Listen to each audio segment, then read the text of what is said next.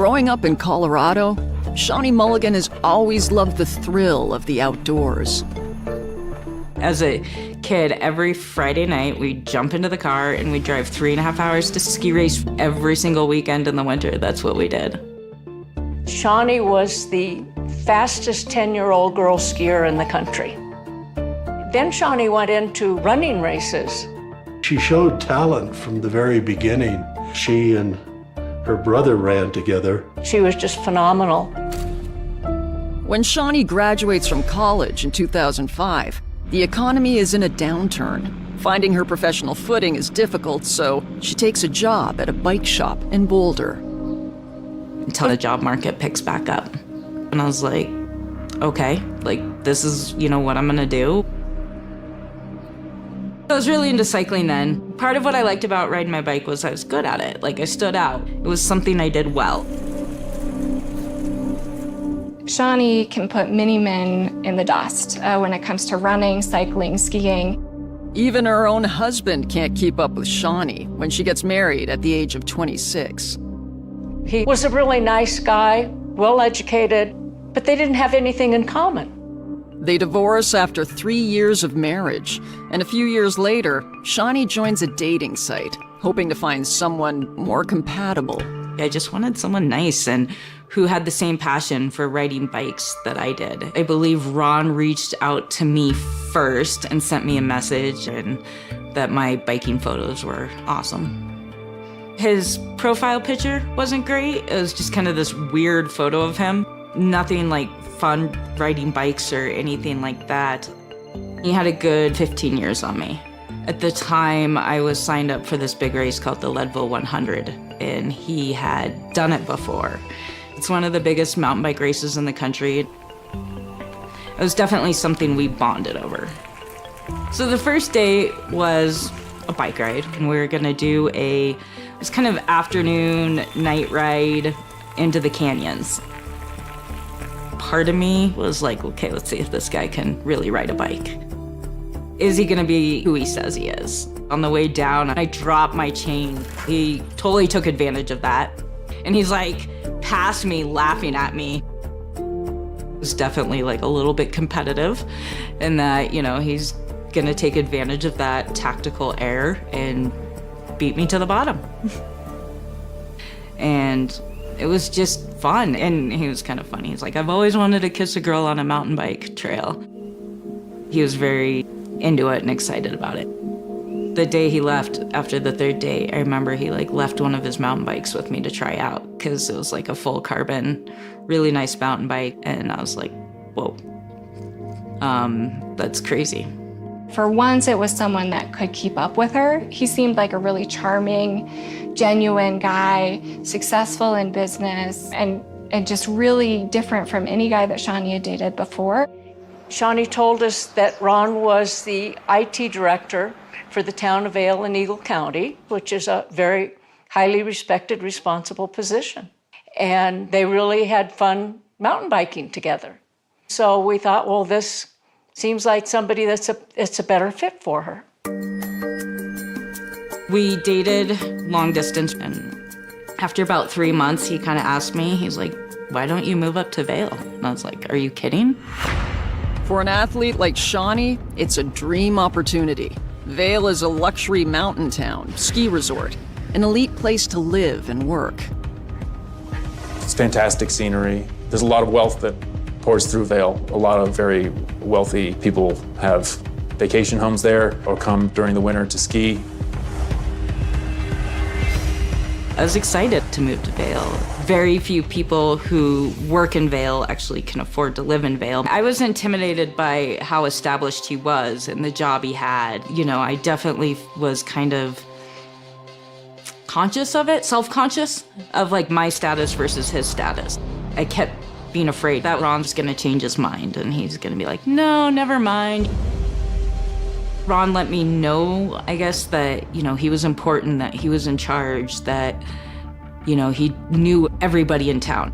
I was this trophy girlfriend because I was the athlete. In Vail, with Shawnee being there as a near professional level athlete, it raised her status within the community, and Ron was able to ride on those coattails, and he loved that.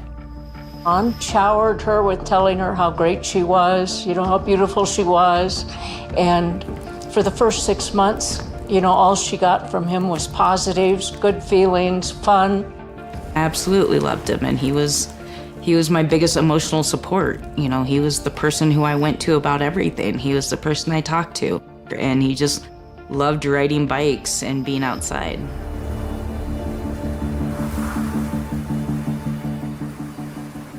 After Shawnee moved in with Ron, I didn't get to see her nearly as often. My contact with her decreased significantly. And at that point in time, Ron also started to isolate her. I think the first flag was Ron didn't want me to work. And he's like, no, I don't want you working full time. I want to ride with you.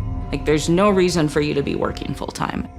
And so I did end up quitting and just kind of doing the race, and he completely financially supported me. Ron always had a lot of money. Bikes, skis, gear. I never heard the words, "No, I can't afford that," come out of his mouth. It was always a question in the back of my head. When I asked Ron about money, he always gave me, "I'm a consultant, I get it from consulting." That was always his go-to. Shawnee dedicates herself to training and she gets stronger and stronger. But a year into their relationship, Ron starts falling behind. In 2013, Ron started losing energy. He didn't have the energy to go ride. I remember one day he was literally laying down in his office, sleeping. There was kind of a correlation between low testosterone and men who rode bikes. He went to a doctor, and the doctor basically was like, "You have very low testosterone. You need to be put on testosterone supplement to get you back to a normal level." It works. Ron feels a boost in his energy almost immediately. But what was meant to be temporary becomes a habit. And steroid use leads to alarming changes in Ron's behavior. Ron started having these strange, violent outbursts and losing his patience a lot, throw objects, lash out. And every time after Ron would have an outburst, he would be very apologetic and trying to shower her with love and affection, get her new bikes and things like that. The testosterone also increases Ron's sexual appetite, revealing something surprising. Ron made it known to me that, he'd had threesomes and that he was interested in that, and this whole idea of swingers. It's like, what? I couldn't believe it. And I made it clear. I was like, if you want that, you're gonna have to find someone else. And what he said to me is I get I can't have it all, and if I can't have that part of it, that's okay. And I believed him. I thought, okay, end of discussion. No big deal. My reservations about Ron changed 180 degrees when they went to this 12-hour mountain bike race outside of Phoenix. And they were in the two-person male-female category. And there was a lap around this course that they would race for 12 hours, basically. And he started out, he rode the first 2 laps. And then Shawnee took over. They were the fastest group of men, women out there. And then Shawnee went down, and her knee was just opened up and blood just flowing everywhere. When Ron came in, he was really upset. And I said, "You're gonna take her to the emergency room?" And he said, "No, I'm gonna try to win this race." I knew my parents weren't happy that he didn't do anything to see if I was okay. I knew they weren't happy that he just kept riding, and he didn't care that I was hurt. And I knew he was pissed because I crashed and that I ruined his race. I think I just had this overwhelming sense of, how do I make everybody happy in this situation? I was absolutely in love with him, and I was terrified of him ending it because I did something wrong. Her desire to please Ron puts Shawnee in a vulnerable position, which he uses to his advantage. He propositioned the threesome swinger lifestyle again with me. But this was the first time I think that he started putting more pressure onto making it a reality. There's this website that we can put our profile up. It's like a dating site for swingers. I was kind of like, I don't think so. And he said that this is so important to me and this is what I need. And I guess I was like, okay, I'll give it a try. This is really important to him. And he told me, like, you have to, like, take a picture with, like, this date on it to prove that you're real. And I think it was just kind of that athletic mountain couple looking for someone. Ron wanted another male.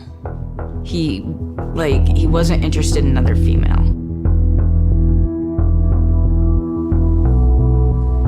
He was so excited. And I guess that's part of why I kept going along with it, because it was like, he was so happy and it was like back in love with me, and, you know, like, I was like the best thing in the world. I felt like I couldn't get out of it.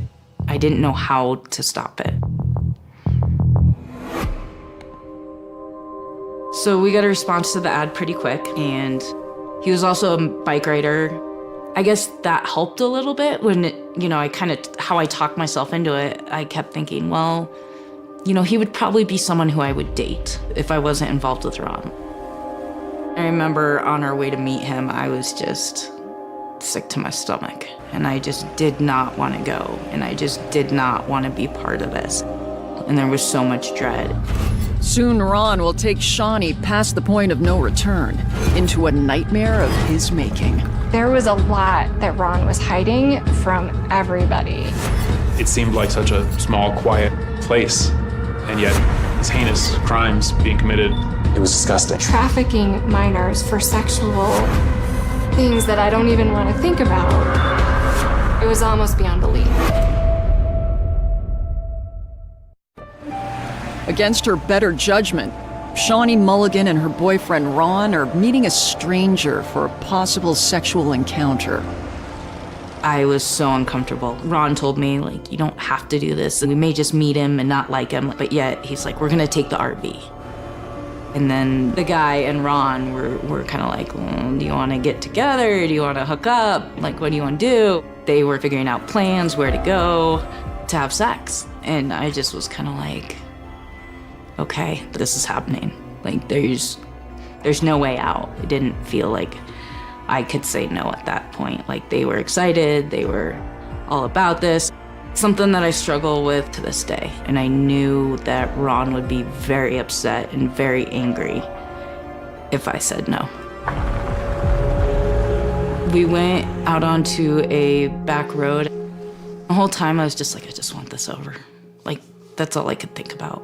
Just get it over with. Ron was just standing there watching as I was with this other guy, and I was just like, this is surreal. This is just crazy. It kind of became apparent to me that he just wanted to watch. Like, it didn't feel good. And in order, I think, for sex to feel good, you have to want to be there. How do I just, like, engage enough to make this be over? You know, and that's just what that's all I wanted to do. Afterwards, Ron was so happy, and he was kissing me and hugging me and holding my hand and touching me and telling me how much he loved me and how wonderful I was. Like, Ron was so happy about this and so affectionate. And, you know, I was just like, you know, what did I just do? It was probably within 3 weeks of that we got married. We just went to the courthouse, filled out the paperwork, got the papers. Like, there was no ceremony. I'm gonna give you security, you know, health insurance and some financial security. Because at the time I wasn't making much money. We didn't know how much control he had over her. Financially, he controlled her.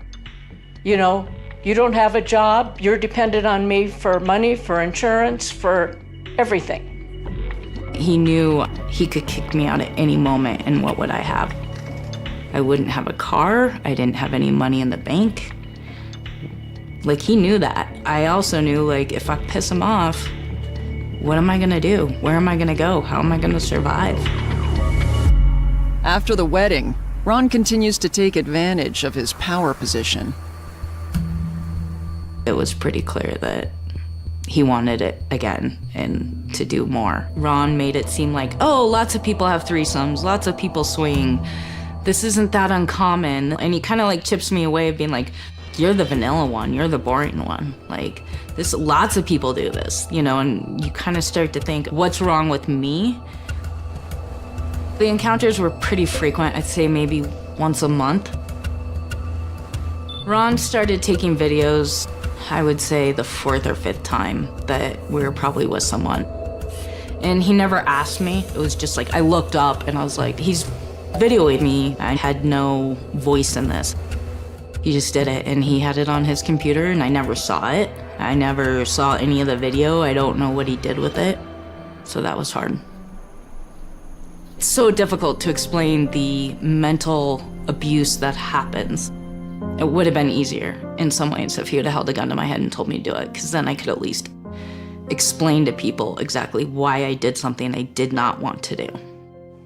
If we had had an inkling of the trauma that was to come in the next few years, John and I would have done whatever it took to get her away from Ron.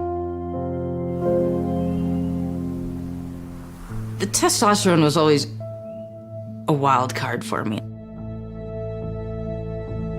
Like, he was without a doubt self-dosing himself. When a doctor prescribes you a medication, they give you a certain amount to use each day. Well, if Ron had a big race coming up, he'd use 3 times as much. And so he found a place, I don't remember which country it came out of, and he just had it sent to the house. As Ron's testosterone use escalates, he pushes Shawnee into edgier sexual scenarios. February 2016, Ron was trying to convince me to be with another couple, a husband and a wife. So they were both very into the lifestyle, and it was horrible. The husband was so rough, and it hurt so bad. And I remember just looking at Ron and being like, please make this stop, because it was so painful. Afterwards, talking to Ron on the way home, and I was like, he hurt me. The husband hurt me. And he didn't care. The next day, I just packed stuff in my car and I remember I called my dad. I was like, I'm coming home.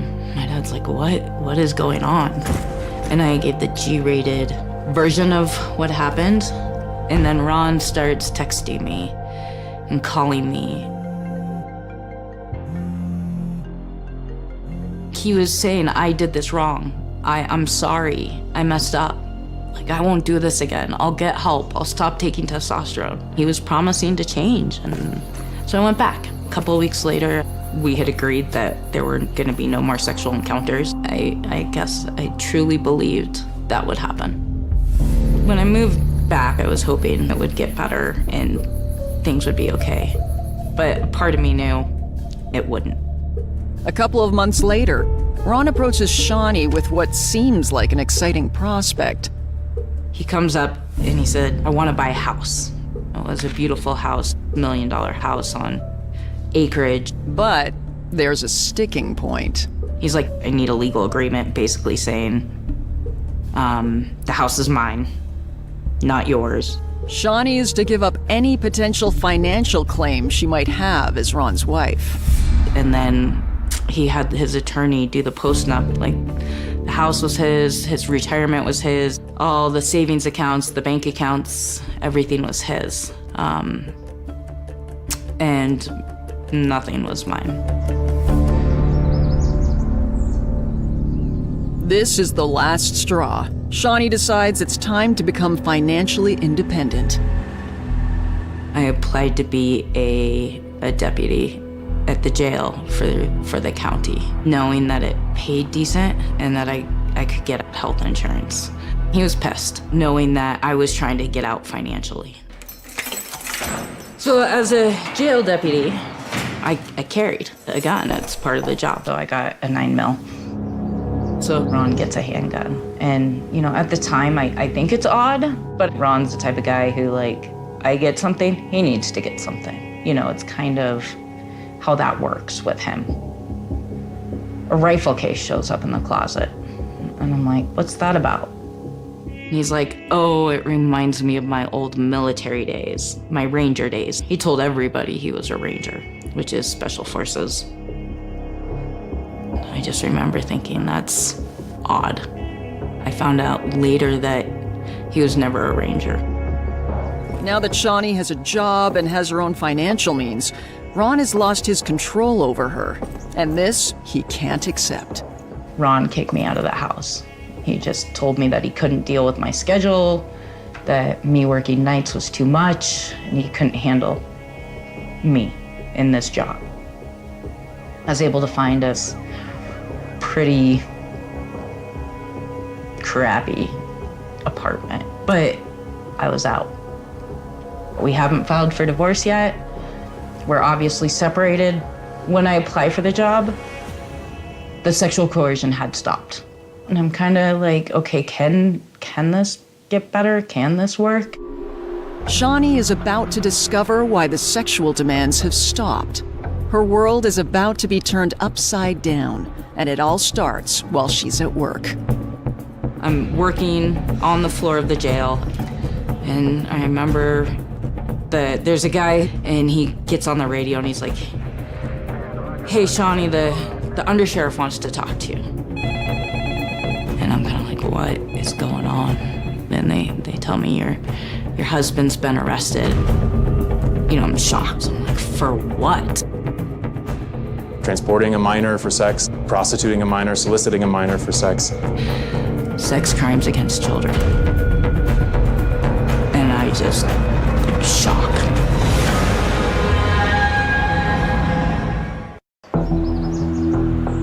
Shawnee Mulligan finds out her husband Ron has been arrested at his Vail office for having sex with a minor.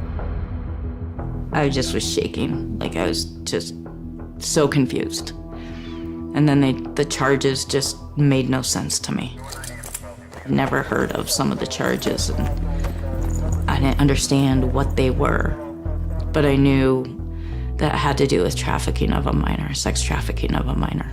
I called my parents, and I was just crying and sobbing and just completely in shock.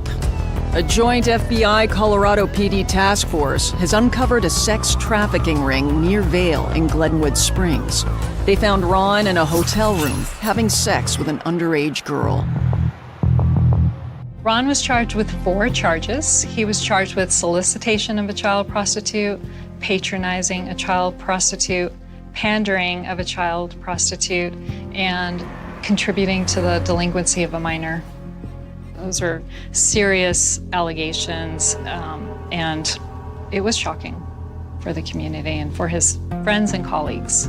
I obtained the indictment from the grand jury, and what I read was frankly disgusting. It gave me an icky feeling in the pit of my stomach to think that these young girls from Denver had been trafficked into sex for someone in my neighborhood. It came out later that they were girls. I was honestly shocked. It seemed like such a small, quiet place, and yet here was these heinous crimes being committed, at a hotel that I drove by almost every day. It was shocking. They are very serious charges. A person is looking at life-changing outcomes. And then a couple hours later, he started calling me. He was desperate. And he's like, it's all a mistake. This didn't happen. This is all wrong. And he was just, please, Shawnee, come bail me out. So I did. Even though they are still separated, Shawnee picks Ron up. and brings him back to his house in Vail. There was a note in his property that said, "You've been put on administrative leave." Like, the first thing he goes to do is try to access his email from his phone. And he's blocked out. Town of Vail blocked him out of everything. Like, he was locked out of all accounts, and he's basically telling me he's gonna kill himself. And I didn't want that on my shoulders, so I supported him for a while. I wanted to say, Shawnee, let him go. Get away from him. But you knew he still had a lot of control over her. You know, he was a master manipulator. The Vail papers didn't really run with the story. I thought it would be front page news in Vail that the IT manager would be arrested for, you know, having sex with a minor prostitute. But I think it made it onto page 4, maybe. And there was certainly an embarrassment factor at the town of Vail that, you know, this man had been under their nose this whole time and had committed this terrible, terrible crime. Some were concerned about what Ron Braden would do or say if they spoke to me. They didn't want their names in the paper. There was a pushback. Everywhere Shawnee would go in town, people would be looking at her differently. Not because of anything she did, other than caring about a person who made some horrible, horrible decisions. I was so thankful that maybe he was going to have to pay for some of what he did. My biggest fear, which turned out to be true, was that they downgraded his charges to where he just got probation after a sexual crime on a minor. The other people who were leading the sex trafficking ring, both of them got long sentences, about 10 years. The judge ultimately agreed with Ron that he had been punished by losing his reputation and losing his job. He got a few years of probation and was sentenced to 100 hours of community service, but 0 jail time.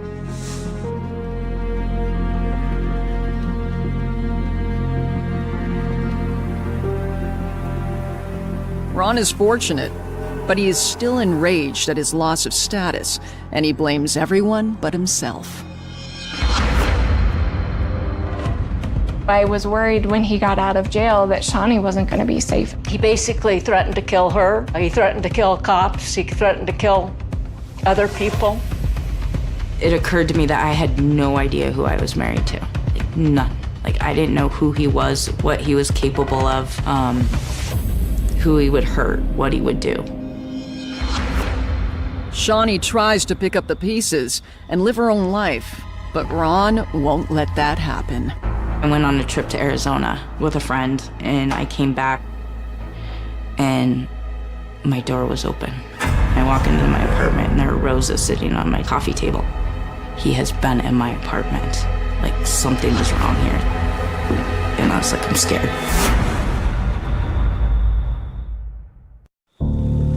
Shawnee Mulligan is living in fear of her estranged husband, Ron.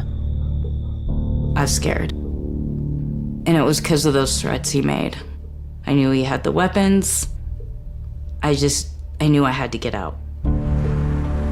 My boss actually ended up serving him my divorce papers because I was afraid to do that. All the things that were going on, including Ron threatening to kill her, that started to have, you know, psychological impact on her. And so she kind of reverted to not eating.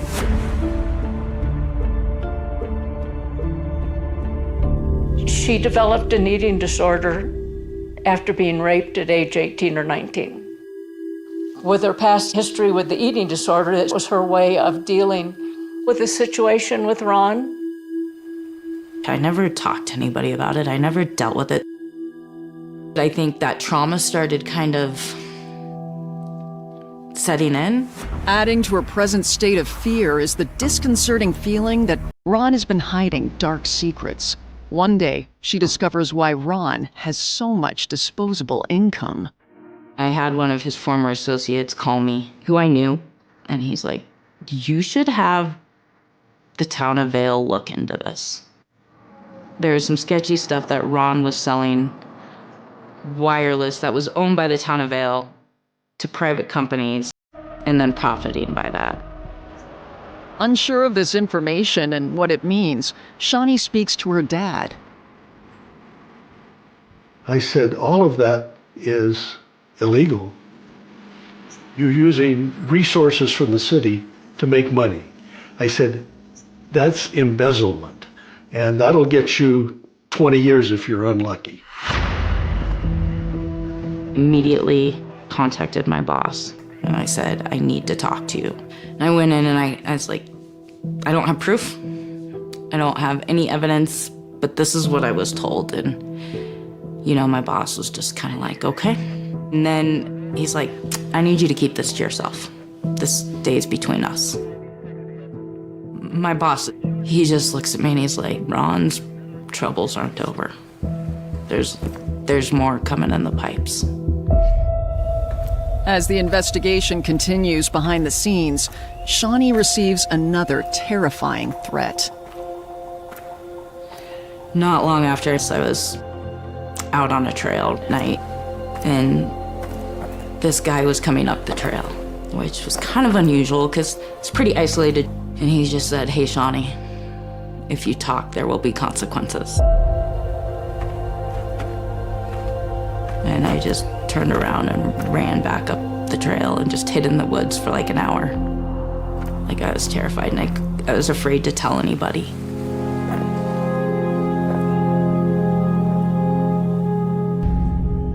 In July 2020, Vail PD gets the go-ahead from the county DA to arrest Ron Braden on embezzlement charges. I remember my boss was calling me, and where's he at? And I was able to find out through mutual contacts that he was down in Denver. And I'm like, it's hot, it's miserable, he's not gonna be in Denver for that long. He's gonna come back up to the mountains for the 4th of July, guarantee you. And he did come back up that day, 4th of July. And we're in briefing for the 4th of July parade. So I have my radio and I can hear everything that dispatch is saying. And my commander called me and he's like, what's he driving? I'm like, silver Ford van. He's like, big van? I'm like, yep. And then I hear on the radio, like, that they're pulling over a van and a huge bag of ammo. It's all 5.56. When he was arrested, and once I knew everybody was safe, to me it was like, okay, it's over. I'll go around. Step up there, Ron.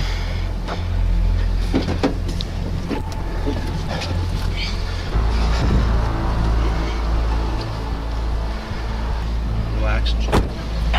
Ronald Braden is facing all kinds of charges, including embezzlement, theft, and assault on a peace officer. He allegedly hurt 2 of the officers who arrested him over the weekend.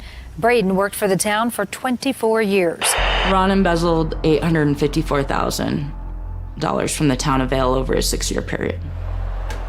When Ron posted bond, he was immediately placed on an ankle monitor. And that ankle monitor was monitored by Vail PD 24/7. I was in briefing one day, and the detectives who was in charge of the phones looks at the phone. And then she looks at one of the other detectives, and I'm like, what's going on?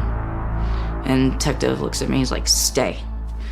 And they're like, he's near your place right now. By the time they got there, you know, he was gone, but he had violated that protection order for me. Ron continues to push the boundaries of his protective order, and Shawnee is living in fear. 8 months after his arrest, I was at work. A dispatcher comes over the radio and said there's been a tamper alert with Ron Braden's GPS monitor. And I just froze. And I was like, oh no, please tell me this is fake. They'd found both of his cars at different locations. Ron had cut his ankle bracelet off, left it in the snow. He was gone. The former information technology director for the town of Vail is now a wanted fugitive. He's been accused of stealing more than $500,000 from the town. Now he's accused of cutting off his court-ordered GPS monitoring device. Ron was on the run for a week. They were, everybody was looking for him. They were doing everything they could to look for him. I was scared. Ron seemed to be unhinged enough that who knew what Ron was going to do. Shawnee came home that night, and our terror was at the point where we barricaded our whole house.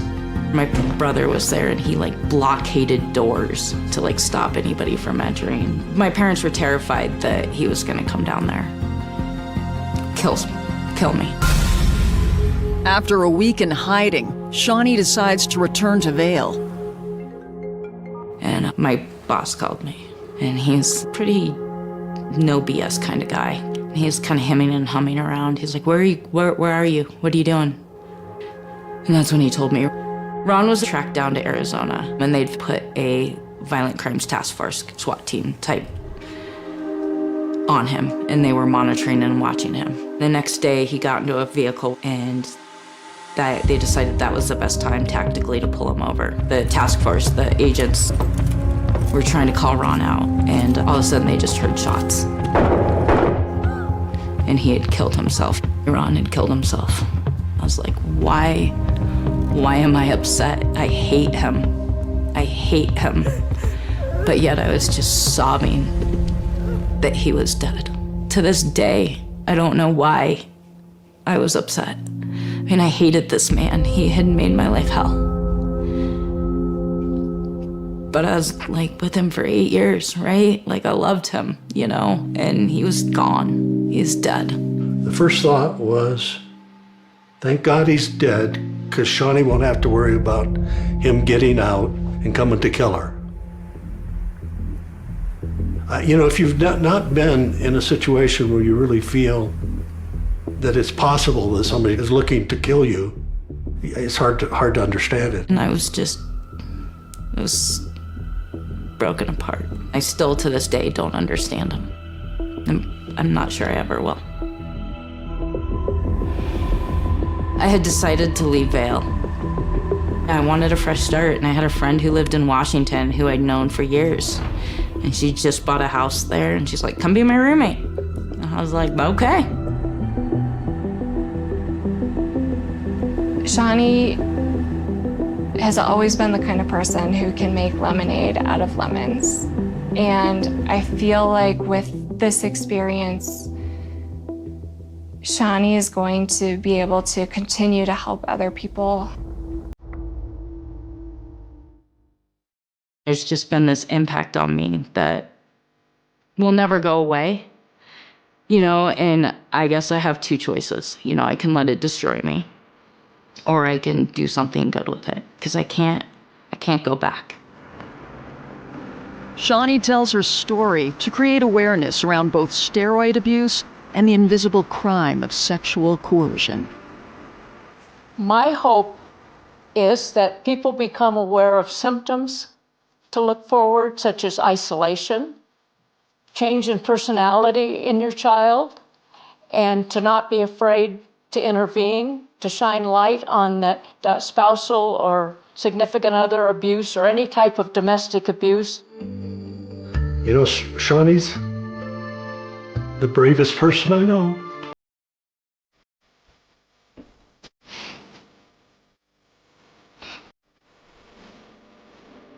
I am so proud of her, and I pray every day, multiple times a day, that she finds true happiness in life. I have an amazing family. My parents are amazing, and they support me. And since moving to Washington, I've learned to make friends. That's what's key, and the friends I've made and the community I've built. Love, I don't know, that's a whole nother. It begins with a sound no one in the house ever forgot. Not a scream, not a crash, just the phone ringing long after midnight, sharp and insistent, cutting through the quiet of a small Ohio town that believed it was safe because nothing bad ever made the headlines there. On the other end of the line, a voice trembled, words tumbling over each other, unfinished, panicked, repeating the same sentence again and again as if saying it enough times might make it untrue. A young woman was gone. Not late, not missing for a few hours. Gone in the way that makes your stomach drop before your mind can catch up. The kind of gone that leaves a door unlocked, a car still warm, a purse untouched on the kitchen table. By sunrise, the street was sealed with yellow tape. By noon, the town knew her name. Ohio, 1982. A year of rotary phones, handwritten notes, and trust. The kind of place where neighbors waved from their porches and kids rode bikes until the streetlights flickered on. A place where doors were locked more out of habit than fear. A place completely unprepared for what was about to unravel. Her house stood quiet at the end of the block, curtains half drawn, the lawn perfectly cut as if frozen in time. Inside, everything felt wrong in the way only absence can create. The coffee pot was cold. A single shoe rested near the doorway. The calendar on the wall was still turned to the correct date, circled in red ink, plans that would never be kept. Police moved carefully, slowly, aware that every step mattered. They photographed. They dusted. They listened to the hum of the refrigerator and the ticking of a clock that seemed suddenly too loud. There were no signs of a struggle. No broken glass. No blood. Nothing to explain how someone could vanish without leaving behind a single clear answer. Outside, the neighbors gathered in clusters, whispering, speculating, watching every patrol car as it came and went. Some swore they had seen a car they didn't recognize. Others remembered hearing something late at night but couldn't quite place what it was. The details were vague, slippery, already beginning to change with each retelling. Detectives canvassed the area door to door, notebooks filling with half-formed leads. A delivery truck spotted 2 blocks away. A man walking his dog at an unusual hour. A light that flicked on and off in a house across the street. Every detail felt urgent, yet none of them fit together. Her family arrived in silence. Shock has a way of hollowing people out, leaving them moving and breathing but not fully present. They answered questions automatically, voices flat, eyes searching every corner as if she might suddenly step back into the room. They spoke of routines, of habits, of how she never went anywhere without telling someone. They said this wasn't like her. They said she wouldn't just leave. By the end of the first day, the word everyone feared began to circulate. Abduction. Local news vans lined the street, antennas raised, reporters speaking in low, serious tones. A missing woman in a quiet town. A mystery unfolding in real time. The headline wrote itself, and with it came attention, pressure, and the heavy awareness that once a story like this escapes into the public, it never truly comes back. Search teams spread out across fields and wooded areas just beyond town limits. Volunteers combed through ditches, barns, abandoned buildings. Dogs were brought in, their handlers watching closely for any sign, any change in behavior that might point toward something concrete. Hours passed, then days, each one heavier than the last. And still nothing. As the investigation widened, so did the unease. Parents kept their children inside. Store owners locked up earlier than usual. People began to notice unfamiliar faces, suspicious movements, shadows where there hadn't been any before. Trust, once taken for granted, began to erode. Detectives started where they always do. Family, friends, co-workers, anyone who might have had a reason to hurt her or help her disappear. They drew timelines, mapping her last known movements minute by minute, discovering gaps they couldn't explain. A short window of time where no one could say for sure where she was or who she was with. Then came the first real jolt. A witness stepped forward, hesitant, clearly unsure of their own memory. They claimed to have seen her the night she vanished, speaking with someone near her car. A man, or maybe not a man. The description shifted as the questions continued. Tall, average height, dark hair, light hair. The kind of description that fits half the population and narrows nothing down. Still, it was something. And in a case starving for answers, something was enough to chase. Investigators tracked down similar reports, looking for patterns, overlaps, any indication that this wasn't a random act. They pulled old records, scanned neighboring towns for comparable incidents. Whispers of other disappearances surfaced, each one unconfirmed, each one raising more questions than it answered. Weeks turned into months. The searches slowed. The news coverage thinned. Leads dried up one by one, each collapsing under closer scrutiny. Tips came in at all hours, most of them well-meaning, many of them wildly inaccurate. Every phone call carried hope. Every hang-up brought disappointment. Inside the station, the case file grew thicker, heavier. Photos, statements, maps, timelines. A life reduced to paperwork and unanswered questions.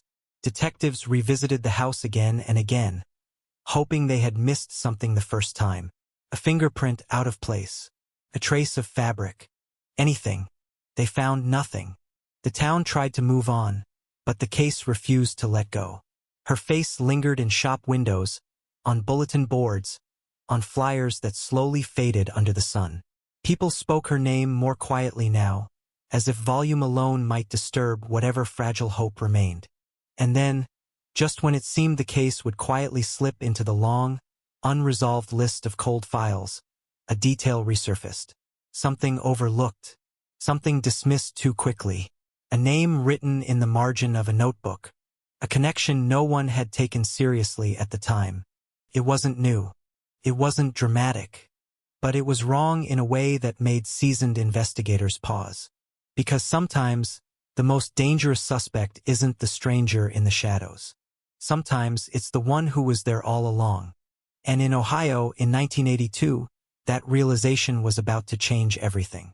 The name sat there like a splinter beneath the skin, small and irritating, easy to ignore until it began to ache. It had been written down early, almost casually, during the first frantic days when everyone was a suspect and no one truly was. A neighbor, coworker, a familiar face who moved through the background of her life without ever drawing attention. The kind of person investigators met, questioned briefly, and then filed away because nothing about them seemed to demand more. But cold cases have a way of circling back to the things that never quite fit. By the time detectives returned to that name, the town had already learned how to live with absence. Her house no longer drew crowds. The yellow tape was gone. Life resumed its routines, though with a subtle, permanent tension beneath the surface. People still locked their doors. They still glanced over their shoulders. They still remembered. Inside the police department, the case was no longer urgent in the way it once had been, but it was not forgotten.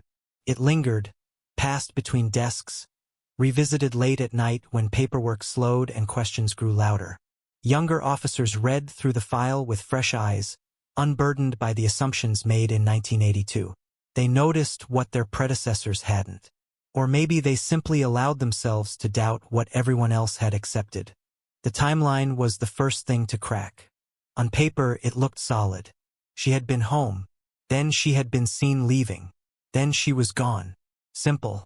Clean. But when detectives began to reconstruct those hours with modern precision, something shifted. A gap appeared where there shouldn't have been one. A stretch of time accounted for by habit rather than proof. She always did this. She never stayed out late. She wouldn't have gone with a stranger. Assumptions. Comfortable. Dangerous. They pulled the original witness statements again, reading not just what was said, but how it was said. The pauses. The uncertainty. The contradictions that had been smoothed over in the rush to move forward. One statement in particular stood out. A person who claimed to have seen her that night had also mentioned someone else nearby. Someone familiar. Someone whose presence hadn't seemed strange at the time. Familiarity had been the blindfold. Detectives went back to the neighborhood, now older, quieter, lined with different cars and different faces. Some residents had moved away. Others had stayed, carrying decades of memory with them. When questioned again, people remembered things differently. Not because they were lying, but because time has a way of rearranging truth. One woman recalled a voice raised in irritation, not fear, late that night. Another remembered a car idling longer than necessary. A man spoke of seeing two silhouettes near the curb, not one. Details that meant nothing alone began to align when placed side by side. The name returned, again and again. Investigators requested records they hadn't thought to examine the first time. Employment logs, phone bills, old receipts, paper trails that in 1982 were slow and incomplete, but now told a clearer story. The suspect's alibi, once accepted without question, began to fray at the edges. Times didn't match. Locations overlapped in ways that were too convenient. When detectives finally brought the suspect in for another interview, decades had passed. The person who sat across from them was older, slower, grayer. Life had continued. Careers had advanced. Families had been built. From the outside, nothing about this individual suggested violence or secrecy. They spoke calmly. They cooperated. They seemed almost relieved to talk. But something in their language was wrong. They answered questions with rehearsed ease, leaning heavily on phrases they had used years earlier. Certain details came too quickly. Others were conspicuously absent. When asked about that night, they spoke as if reading from a script written long ago, never deviating, never hesitating, never correcting themselves. That kind of consistency investigators knew wasn't memory. It was preservation. The interview ended without an arrest, without raised voices, without confrontation. But as the suspect left the room, detectives exchanged looks. The case, dormant for so long, had just taken its first real breath. Forensic advancements reopened doors once sealed shut. Evidence previously deemed inconclusive was tested again. Fibers, trace materials, results that had been impossible to obtain in the early 80s now arrived with unsettling clarity. Nothing definitive, nothing that screamed guilt, but enough to narrow possibilities, enough to suggest proximity. Pressure built quietly. Investigators began to reconstruct the suspect's relationship with the victim, mapping their interactions across months, not days. Patterns emerged: repeated contact, unplanned encounters, moments where paths crossed more often than coincidence could explain. This wasn't a stranger. This wasn't random. This was someone who knew her schedule, her habits, her vulnerabilities. The theory shifted. What if she hadn't been taken by force? What if she had gone willingly, trusting the wrong person, never realizing how quickly control could turn into confinement? It was a possibility that chilled everyone who considered it. The community, when word began to spread, reacted with disbelief. This person had been part of their lives. They had waved from driveways. They had attended the same events. They had been interviewed on camera years earlier, offering sympathy, urging anyone with information to come forward. Now, that footage looked different. Every gesture suspect, every word weighted with hindsight. Detectives didn't rush. Cold cases punish impatience. They gathered everything, assembling a narrative piece by piece, aware that the margin for error was razor thin. One mistake could undo years of progress. One assumption could collapse the entire case. They returned to the original scene again, mentally this time, walking through it as if it were happening now. The unlocked door, the untouched purse, the absence of chaos. Everything pointed away from a violent struggle and toward something quieter, more controlled. Something that relied on trust. When they confronted the suspect again, the tone changed. This time, they didn't ask open-ended questions. They presented facts, timelines, inconsistencies, small details that contradicted earlier statements. The suspect's composure wavered. Not dramatically, just enough. A shift in posture, a longer pause, a defensiveness that hadn't been there before. They denied everything. They denied knowing more than they had already said. They denied being alone with her that night. But denial doesn't erase evidence. It only delays the inevitable. As the case tightened, investigators faced the question that had haunted them from the beginning. If this person was responsible, where was she? No remains had ever been found. No confirmed sightings. No closure. Just a life that had vanished and a family suspended in perpetual grief. Searches resumed in areas once overlooked, guided by new theories and old maps. Properties connected to the suspect were examined. Ground was scanned. Wells were checked. Every effort carried the weight of expectation, the hope that answers might finally surface. They didn't, and yet, the absence of physical proof no longer felt like failure. The story was forming. The pieces were aligning. The case, once a scattered collection of maybes, was becoming something solid, something prosecutors believed could stand. The town held its breath, because if investigators were right, the truth wasn't just disturbing. It was devastating. The monster they had feared for decades hadn't come from outside. It had lived among them, and the next step would force everyone to confront just how close evil can hide without ever revealing its face. Time became the enemy long before it became the excuse. Memories blurred. Landscapes changed. What had once been open fields were now housing developments, parking lots, shopping centers humming with ordinary life layered over something unresolved beneath the soil. Every year that passed without answers hardened the case, not into certainty, but into endurance. Investigators understood this better than anyone. They knew that cold cases rarely explode open. They thaw slowly, one fragile detail at a time, often when no one is watching. And in this case, the thaw came quietly, through something that had existed all along. A box. It had been sitting in evidence storage for decades, mislabeled, rarely touched. Inside were items deemed insignificant in 1982, logged, catalogued, and forgotten. Not because they were irrelevant, but because the technology to understand them simply didn't exist yet. A scrap of fabric, a hair too degraded for testing at the time, soil residue that couldn't be matched to anything specific. Now it could. When forensic analysts reopened the box, they worked in silence, aware of the weight each object carried.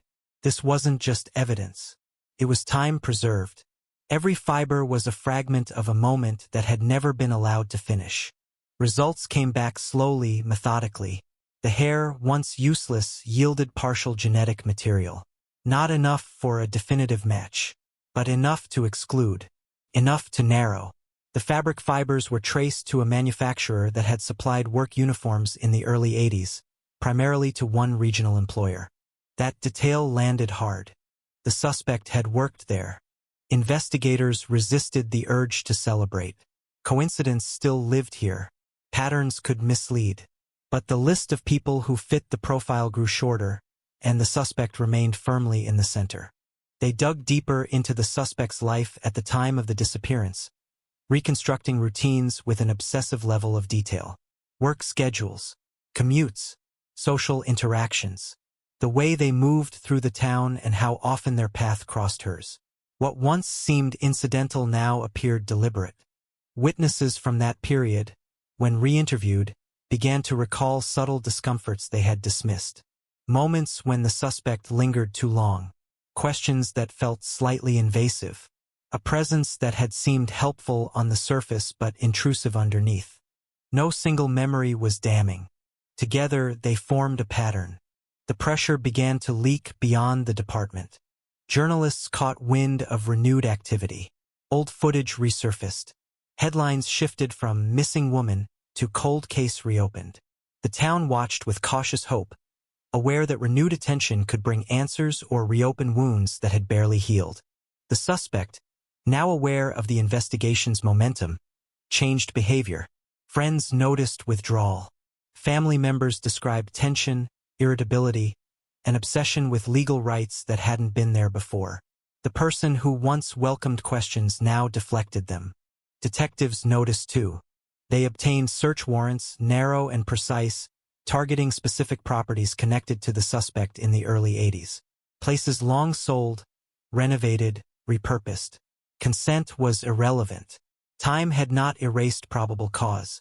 Ground-penetrating radar was brought in. Technicians moved slowly across land that held no visible scars, scanning for anomalies invisible to the naked eye. Each signal spike sent a ripple through the team. Each false alarm reminded them how easily hope could misfire. One site, however, refused to be dismissed. The readings weren't dramatic. They didn't scream burial. They whispered disturbance. Soil that had been turned, compacted, altered in a way inconsistent with natural patterns. Enough to justify excavation. Enough to make everyone stop talking. The dig took days. They worked carefully, peeling back layers of earth like pages in a book no one wanted to finish reading. Cameras rolled. Notes were taken. Every shovel of dirt was documented. And then, just when exhaustion began to dull anticipation, something changed. Not bones, not clothing, but an object. Small, personal, recognizable.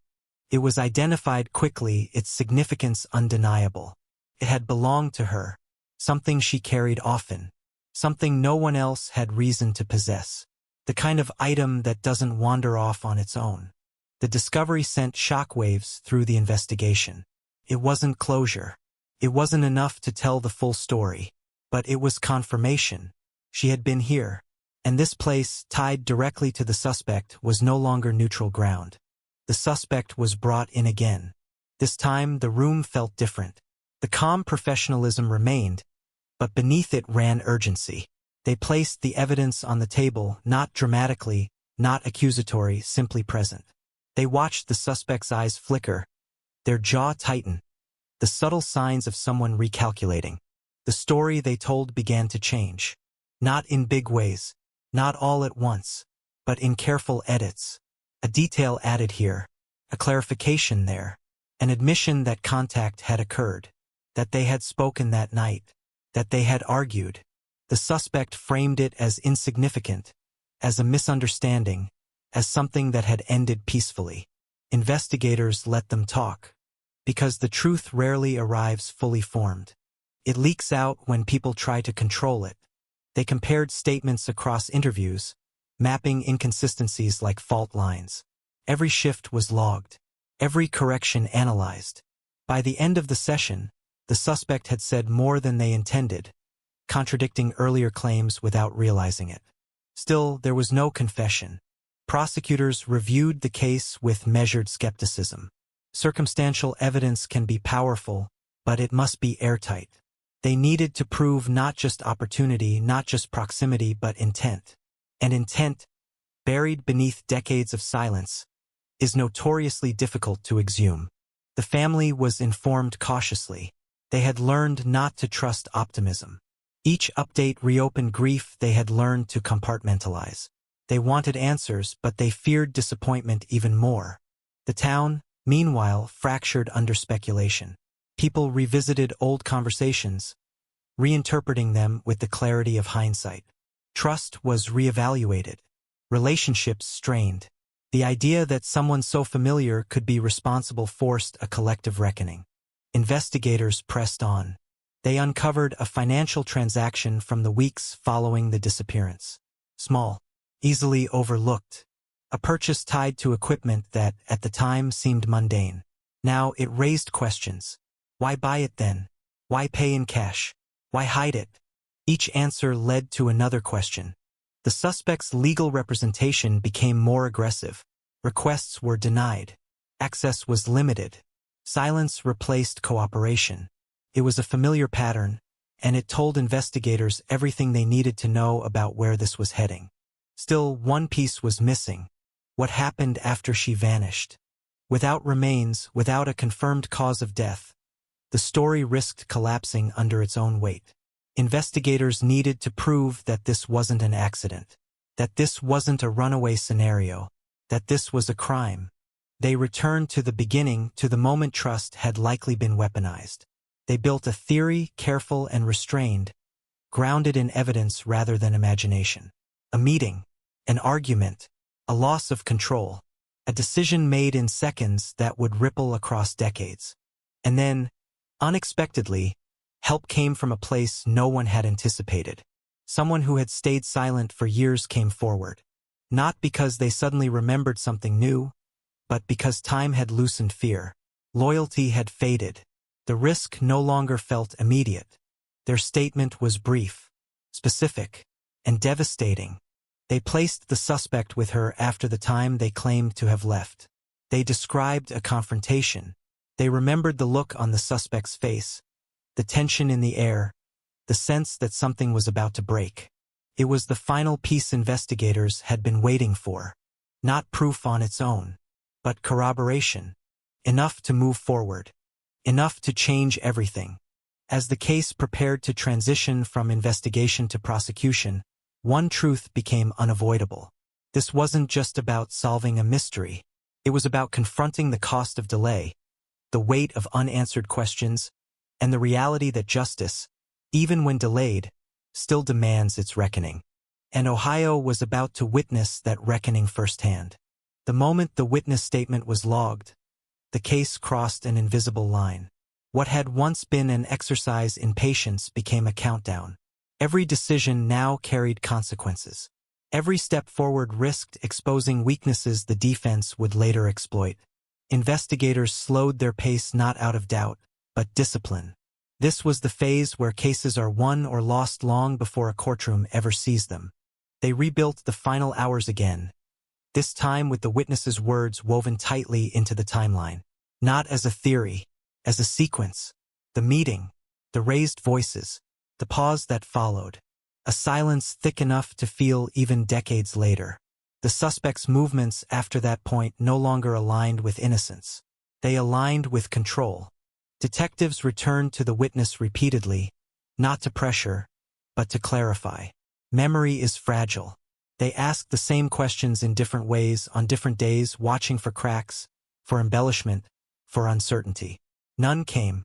The account remained steady, grounded in small, unremarkable details that rarely appear in fabricated stories. The color of the streetlight, the way the car was parked slightly crooked, the sound of gravel shifting under hurried footsteps. Truth often lives in those details. The suspect, meanwhile, withdrew completely. No more interviews. No more informal conversations. Attorneys spoke on their behalf now, measured and precise. It was a shift investigators had anticipated. Cooperation had served its purpose. Silence was the only strategy left. Prosecutors convened quietly, away from cameras and speculation. They laid everything out across a long table. Evidence old and new, statements separated by decades, forensic reports that spoke in probabilities rather than certainties. They asked the hardest question first. Could they prove it? Not emotionally, not morally, legally. The answer was cautious, but affirmative. The charge would be difficult. Without remains, the burden was heavy. But circumstantial cases win when the story they tell leaves no reasonable alternative. And this story, assembled piece by piece, had begun to close in on itself with suffocating logic. The suspect had motive. The suspect had opportunity. The suspect had lied. And now, the suspect had been placed at the scene after they said they had left. An arrest warrant was drafted. Revised. Drafted again. Every word mattered. Every phrase was scrutinized. When it was finally signed, there was no celebration. Only quiet acknowledgement of the gravity of what came next. The arrest happened without spectacle. No sirens. No shouting. Just officers at a door, a calm explanation, and the unmistakable sound of handcuffs closing. News broke within hours. The town reacted in waves. Shock first, then disbelief, then anger. People searched their memories, replaying decades-old interactions with new eyes. The suspect's face dominated screens, framed by the word that changed everything. Arrested. For the family, the moment was surreal. They had imagined it countless times and yet never truly believed it would arrive. Relief collided with grief. Hope tangled with dread. An arrest was not an ending. It was an opening. At the station, the suspect was processed methodically. No outbursts. No confession. Just a controlled, almost detached compliance. When given the opportunity to speak, they declined. The silence that followed was heavier than any denial. Investigators didn't need words anymore. They returned to the evidence one final time, preparing for the inevitable challenge ahead. The defense would attack timelines. They would question memory. They would emphasize the absence of a body. They would suggest alternative explanations until doubt crept back into the room. So detectives fortified every angle. They located additional witnesses, people who hadn't realized their memories mattered until now. A mechanic who recalled an unusual request. A clerk who remembered a nervous purchase. A neighbor who had noticed activity at an odd hour but assumed it was nothing. Each statement added weight. Each one narrowed the gap between suspicion and certainty. Forensic experts prepared to testify, translating science into language a jury could understand. They would explain why partial matches still matter, why exclusion can be as powerful as identification, why absence of evidence is not evidence of absence. The defense moved quickly, filing motions, challenging procedures, attempting to suppress statements made decades earlier. Some succeeded, others failed. The process was slow, grinding, exacting. Justice, when delayed this long, does not rush. As the trial date approached, the town held its breath again. Old wounds reopened in public. Conversations once private spilled into headlines. People chose sides, sometimes unconsciously, guided by familiarity rather than facts. The idea that someone they knew could be capable of such violence remained deeply uncomfortable. In the courtroom, the atmosphere was tense but restrained. The suspect sat still, eyes forward, expression unreadable. The family occupied the gallery, their presence a quiet reminder of what had been lost. Jurors filed in, unaware that they were about to carry the weight of 40 years on their shoulders. Opening statements avoided theatrics. This was not a case built on drama, but on accumulation. The prosecution told a story of trust exploited, of opportunity seized, of a decision made in secrecy that unraveled a life and haunted a community. They promised to show how every path led back to the same person. The defense countered with doubt. They spoke of time's distortions, of unreliable memory, of a case built too late to be trusted. They asked jurors to be wary of coincidence dressed up as certainty. Then the evidence began. Witnesses took the stand one by one. Some voices shook. Others spoke with practiced calm. Each account was cross-examined, probed for weakness. But the core remained intact. The timeline held. The inconsistencies aligned with guilt, not confusion. The witness who had come forward late delivered their testimony plainly. No embellishment, no emotion, just what they saw, where they stood, what they heard. When pressed, they didn't waver. When challenged, they didn't retreat. The courtroom shifted. For the first time, the abstract became tangible. The night in question stopped being a theory and started feeling real. The silence afterward grew louder. The suspect never testified. Days stretched into weeks. Arguments were made. Evidence was reviewed.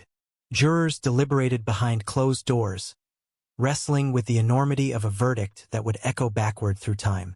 When they returned, the room was so quiet it felt suspended. The verdict was read. Guilty. The word landed without sound, yet its impact was seismic. The family wept quietly.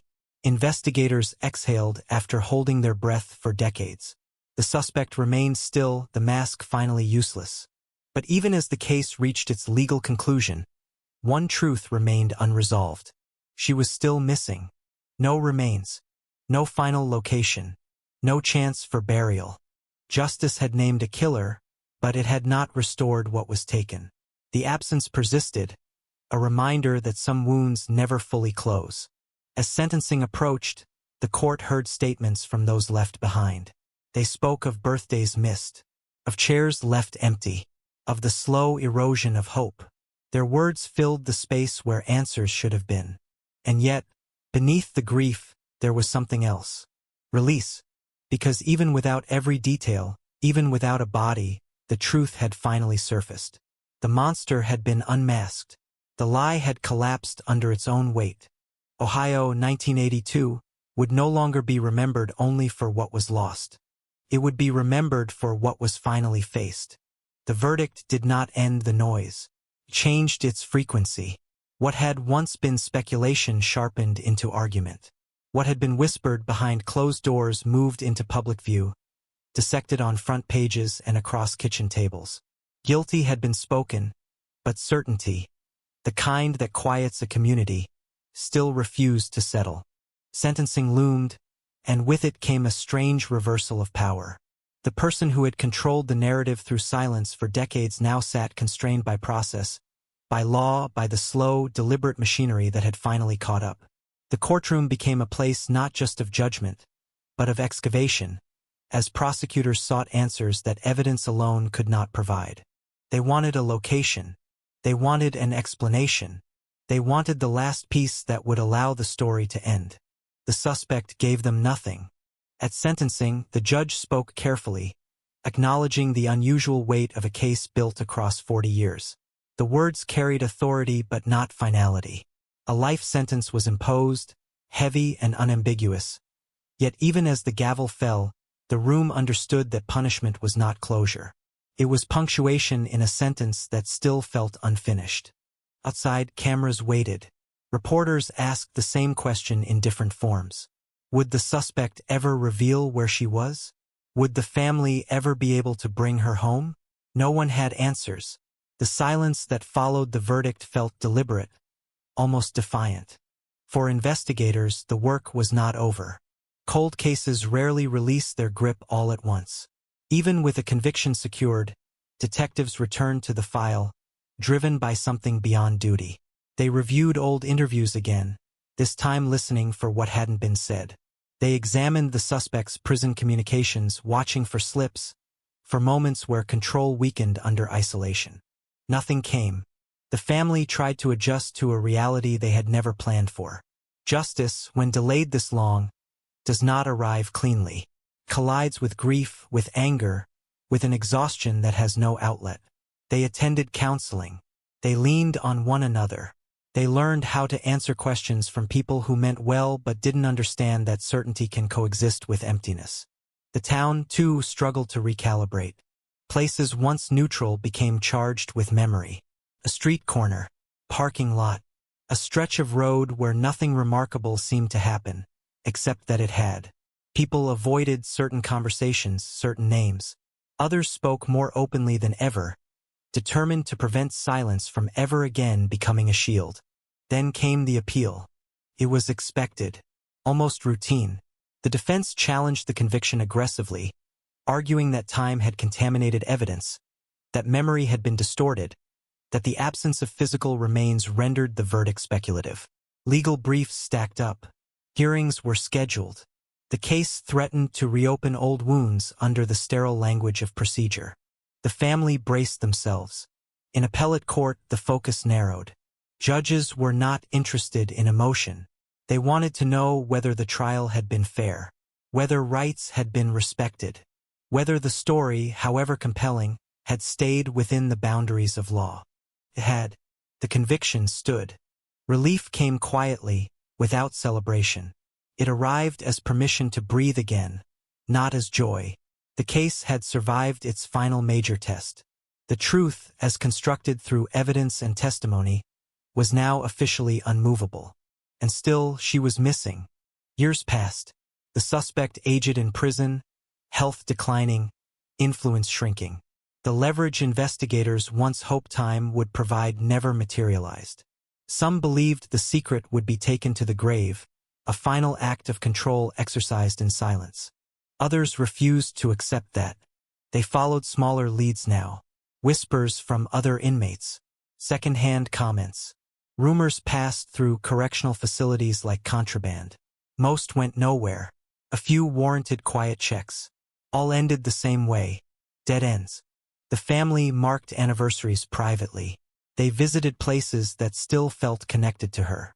They spoke her name often, refusing to let it become a footnote beneath the name of the person who had taken her.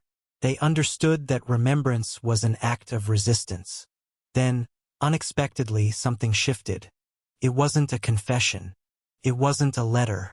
It was a change in behavior. The suspect requested a meeting with legal counsel they had not previously used. The request was vague, the timing odd. Word reached investigators who had learned long ago to treat anomalies with respect.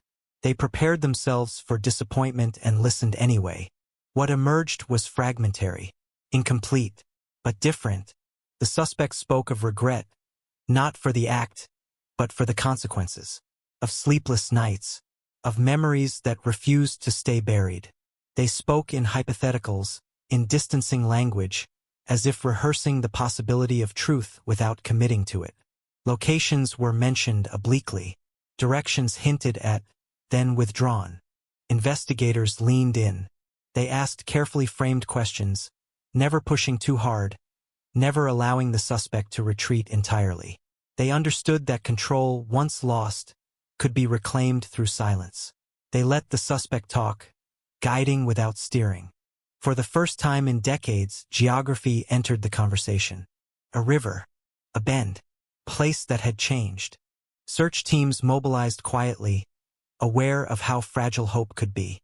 Technology had advanced again. What was once impossible was now feasible. Waterways were scanned, banks examined, old maps overlaid with new satellite imagery. They found nothing. The suspect retreated once more, the brief opening snapping shut. Whatever had driven the conversation evaporated. Investigators were left with fragments, haunting but insufficient. The possibility that they had come close lingered like a bad dream. Public interest flared briefly, then receded. The story had already been told, retold, archived. Without new discoveries, attention moved on. But for those closest to the case, it never truly left. As years continued to layer themselves over the past, the case settled into a strange dual existence. Officially solved, emotionally unresolved. It became a reference point in training manuals, in lectures on cold case investigation, cited as proof that time does not equal immunity. And yet, its most important question remained unanswered. What happened to her? Some believed the truth was simpler than investigators wanted to admit, that the location was mundane, unremarkable, hidden in plain sight. Others believed the suspect had taken steps so thorough that discovery was unlikely, if not impossible. The family learned to live with both possibilities. They spoke often of forgiveness not as absolution, but as survival. They refused to allow the suspect's final silence to define the rest of their lives. They honored her by remembering who she was, not how she disappeared. In the end, the case became something larger than a single crime. It became a lesson in patience, in persistence, in the cost of looking away from what feels familiar. Ohio, 1982, no longer felt distant. Its echoes reached forward, reminding everyone who listened that monsters do not always announce themselves. Sometimes they blend in. Sometimes they wait. Sometimes they are believed because believing is easier than questioning. And sometimes, decades later, they are finally named. Even if the truth they carry never fully comes with them. Long after the courtroom emptied and the headlines faded, the case refused to become quiet. It lingered in the spaces between certainty and doubt, where facts end and questions begin. Officially, the file bore a decisive stamp. Closed. Unofficially, it remained open in the minds of those who had lived with it for too long to let it rest. Investigators understood that solved cases can still be haunted, especially ones like this where the central truth had been named, but the final act remained unseen. Without a body, without a definitive account of what happened after that night, the story felt incomplete, like a sentence cut short before its final word. They began to examine the margins. Not the evidence that had secured a conviction, but the things that had never quite fit, the anomalies that didn't undermine the verdict but complicated it. The small inconsistencies that hadn't mattered legally, yet refused to disappear psychologically. Cold case work had taught them that unanswered questions do not dissolve simply because a verdict exists. One such question centered on timing. The prosecution's timeline was sound, but it left narrow windows unexplained. Periods where the suspect's movements were inferred rather than documented. It was enough to establish guilt, but not enough to satisfy those who wanted to understand the mechanics of disappearance. How a person could vanish so completely, leaving behind so little. Detectives returned to old maps, old routes, old habits. They drove the same roads at the same hours, listening to the hum of tires on asphalt, imagining the decisions that might have been made in minutes, not hours. They studied the geography of Ohio not as a place, but as an opportunity. Rivers that changed course. Quarries filled and forgotten. Industrial sites repurposed beyond recognition. Each possibility felt plausible. None felt provable. Psychologists were consulted, not to profile guilt, but to understand silence. The suspect's refusal to disclose the location of her remains had become its own form of communication. Control, they explained, often outlives punishment. For some offenders, the final secret is power preserved, the last decision that belongs solely to them. It was a chilling thought. The family grappled with this reality daily. They oscillated between hope and resignation, between believing that one day the truth would surface and accepting that it might not.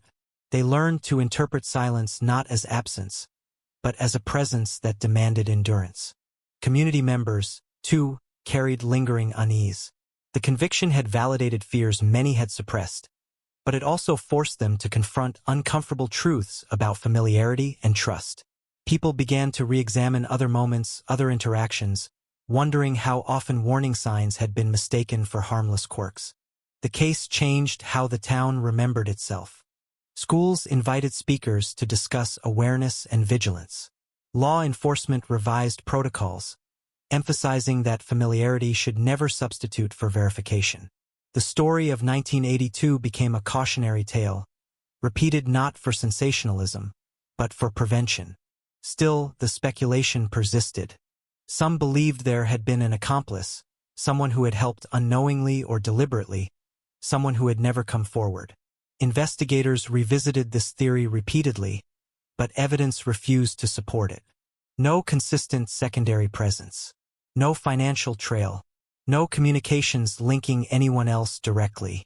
Others believed the truth was simpler, harsher, that the suspect had acted alone and meticulously, choosing locations and methods designed to erase trace. That the absence of discovery was not coincidence, but intent fulfilled. Neither theory brought comfort. Years into the sentence, the suspect's health declined noticeably. Requests for medical accommodations increased. Rumors circulated that illness might loosen what decades of investigation could not. Investigators prepared themselves again, cautious but attentive. History had taught them that hope must be tempered, but not abandoned. When the suspect spoke again, it was indirect. A comment overheard. A phrase repeated. A reference to a place that no longer existed. Each fragment was logged, analyzed, cross-referenced. Search teams were mobilized once more, quieter now, more surgical. They knew the public had grown weary of false starts. They worked without cameras, without announcements, letting method replace spectacle. They found signs of disturbance at one site. Old, faded, ambiguous. It was enough to raise heart rates. Enough to justify further examination. But as the excavation continued, expectation gave way to reality. The soil told no story. The disturbance could have been anything, or nothing. Another dead end. Investigators returned to the station with the familiar weight of disappointment. Heavier now because it had been anticipated and still arrived. They documented their findings meticulously, knowing that future teams might see what they did not. Cold cases are not passed down like trophies. They are inherited like obligations. The family was informed gently. There were no tears this time, just nods. They had learned how to absorb disappointment without shattering. They had learned that hope, stretched too thin, can become cruelty. Yet even in this quiet resignation, something shifted. The absence of answers no longer felt like failure. It felt like a reality to be managed rather than a problem to be solved. The family began to speak openly about legacy rather than closure, about ensuring her story did not end with violence, but with remembrance. They established scholarships. They supported advocacy groups. They turned grief outward, transforming it into something that could not be buried. The town followed their lead. Memorials became places of reflection rather than mourning. The narrative shifted from fear to resolve. The case, once defined by mystery, began to represent endurance. It became proof that justice, even delayed, is possible, and that silence, even prolonged, can be challenged. Investigators, nearing retirement, reflected on the case often. They spoke of it as one that had changed them, sharpened their instincts, humbled their assumptions. They acknowledged mistakes made early on, blind spots shaped by trust and haste. They used those lessons to train new detectives, emphasizing skepticism without cynicism. The suspect remained silent. As years accumulated, the likelihood of new revelations diminished. Files were digitized, evidence preserved, procedures documented. The case entered a new phase, one defined less by pursuit and more by preservation. Still, every so often a call would come in. A tip, a rumor, a sudden recollection. Each one was evaluated with the same care as the first. Because even now, even after everything, investigators understood that truth does not always announce itself dramatically. Sometimes it arrives quietly, disguised as an afterthought. The family held onto that belief without letting it consume them. They spoke of her in the present tense, as if refusing to confine her to the past. They told stories that had nothing to do with her disappearance. They reclaimed her identity from the shadow cast by the crime. In doing so, they changed the shape of the case itself. It was no longer only about what had been done to her, but about what had been taken from everyone who loved her. It was about the long arc of accountability, the slow correction of injustice, and the resilience required to endure both. Ohio 1982 had become a reference point, a marker in time that divided before and after. It reminded those who studied it that answers can arrive late, incomplete, and still matter deeply. And as the years continued to pass, the case settled into its final, uneasy truth. Justice had spoken. Silence remained. And between them lived a story that would never fully end, only continue to echo, quietly, in the places where certainty gives way to memory. Years after the conviction, the case began a second life, one not driven by investigators or courts, but by analysis. Criminologists, legal scholars, psychologists, and journalists returned to it repeatedly, not to reopen wounds, but to understand how a disappearance could remain so complete even after guilt had been established beyond reasonable doubt. The absence became the focal point, not a flaw but a phenomenon. They asked the same question in different languages. How does someone vanish without a trace in plain sight? Theories multiplied. Some argued the crime had been opportunistic rather than planned, that the suspect had reacted impulsively and then adapted with startling efficiency. Others insisted the opposite, that preparation had begun long before the night in question, that familiarity had been leveraged not just for access, but for erasure. Both interpretations found support in the same evidence, a reminder that facts do not always dictate conclusions. Academic journals dissected the timeline, pointing to the narrow window between last confirmed contact and disappearance as both the case's strength and its mystery. That gap, they argued, was too short for elaborate disposal unless the location had already been chosen. Too long for panic alone to explain the thoroughness of concealment. The suspect's silence fed these debates. Psychologists studied transcripts of interviews, sentencing remarks, and prison communications, searching for patterns. They noted the absence of grandiosity, the lack of confession even when incentives were offered. This was not silence born of fear, they suggested, but of control. A final boundary drawn where law could not reach. Others disagreed. They proposed that silence was not power, but collapse. That the truth was too chaotic, too morally disintegrating to articulate. That speaking it would force the suspect to confront not just what had been done, but who they truly were. Both explanations unsettled those who listened. True crime media revived interest, packaging the case for new audiences who had not lived through the original shock. Documentaries reconstructed the night with cinematic precision. Podcasts slowed the narrative, parsing each detail with forensic intimacy. Each retelling brought fresh scrutiny and renewed speculation. The family watched from a distance. They participated selectively, setting boundaries where curiosity threatened to become intrusion. They understood the value of awareness, but refused to let entertainment override dignity. They corrected inaccuracies quietly. They declined invitations that felt exploitative. They guarded her memory carefully, knowing how easily stories can devour the people at their center. Public reaction fractured along familiar lines. Some believed justice had been fully served. The conviction was enough. The mystery of remains, while tragic, did not negate accountability. Others argued that without recovery, the case could never truly be closed. That the absence of physical resolution left space for doubt, however irrational. Investigators listened to these arguments with measured detachment. They had lived inside the evidence. They knew its weight. They also understood that certainty is not contagious. It must be experienced, not explained. One theory, persistent and controversial, refused to fade.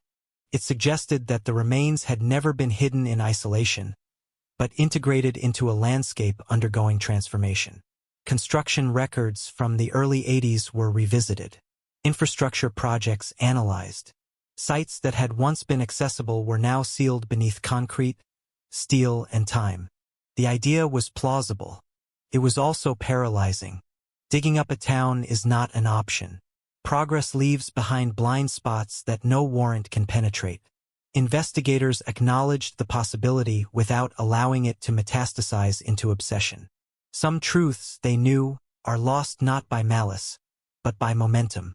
Another hypothesis centered on water.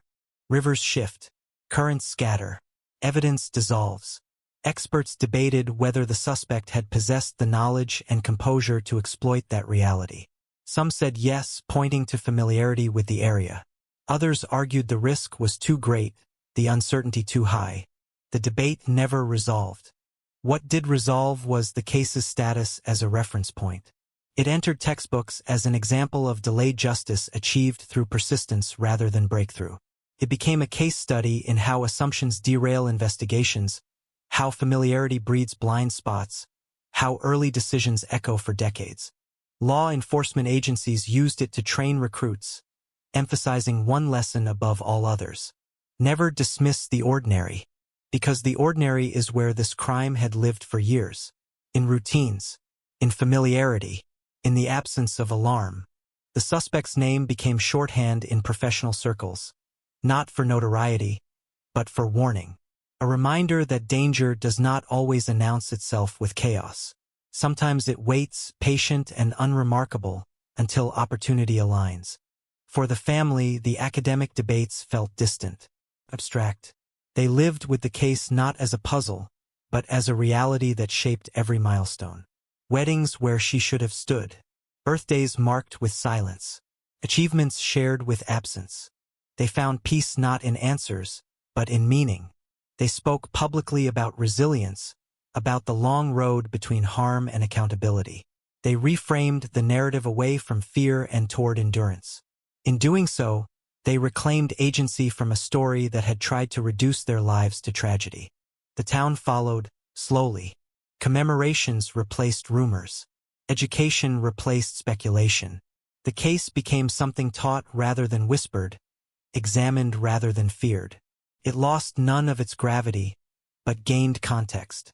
Still, the question remained, lingering at the edges of every discussion. Where is she? It surfaced in interviews, in panel discussions, in late-night conversations among those who had never met her but felt connected through the story. It hovered, unanswered, resistant to conclusion. Investigators, now mostly retired, admitted privately that the question haunted them too. They had learned to live with unresolved endings, but they had never learned to like them. They kept personal notes. They revisited maps. They followed developments in technology, wondering if some future advancement might illuminate what remained dark. Hope, they had learned, does not always demand expectation. Can exist quietly without urgency, without illusion. A readiness rather than a belief. As the decades continued to pass, the case settled into its final form.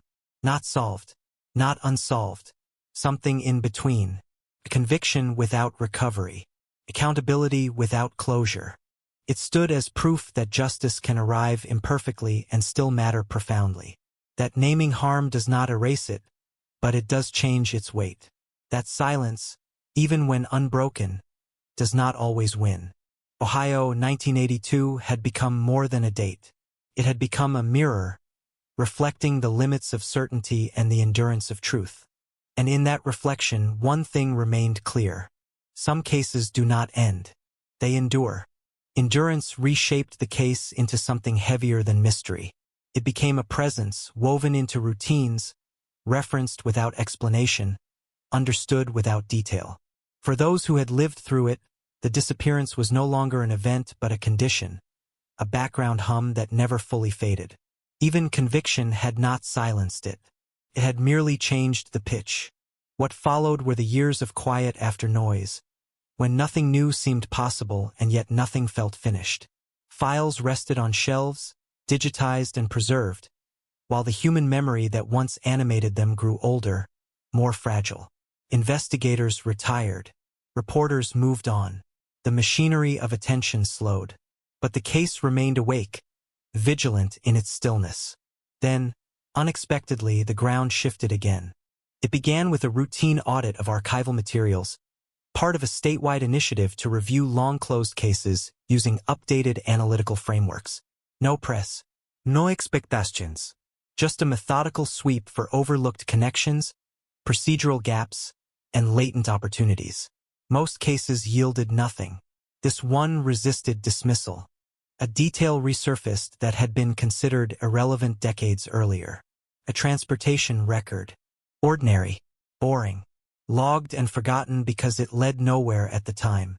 Now, re-examined alongside modern data mapping, it suggested movement not previously accounted for.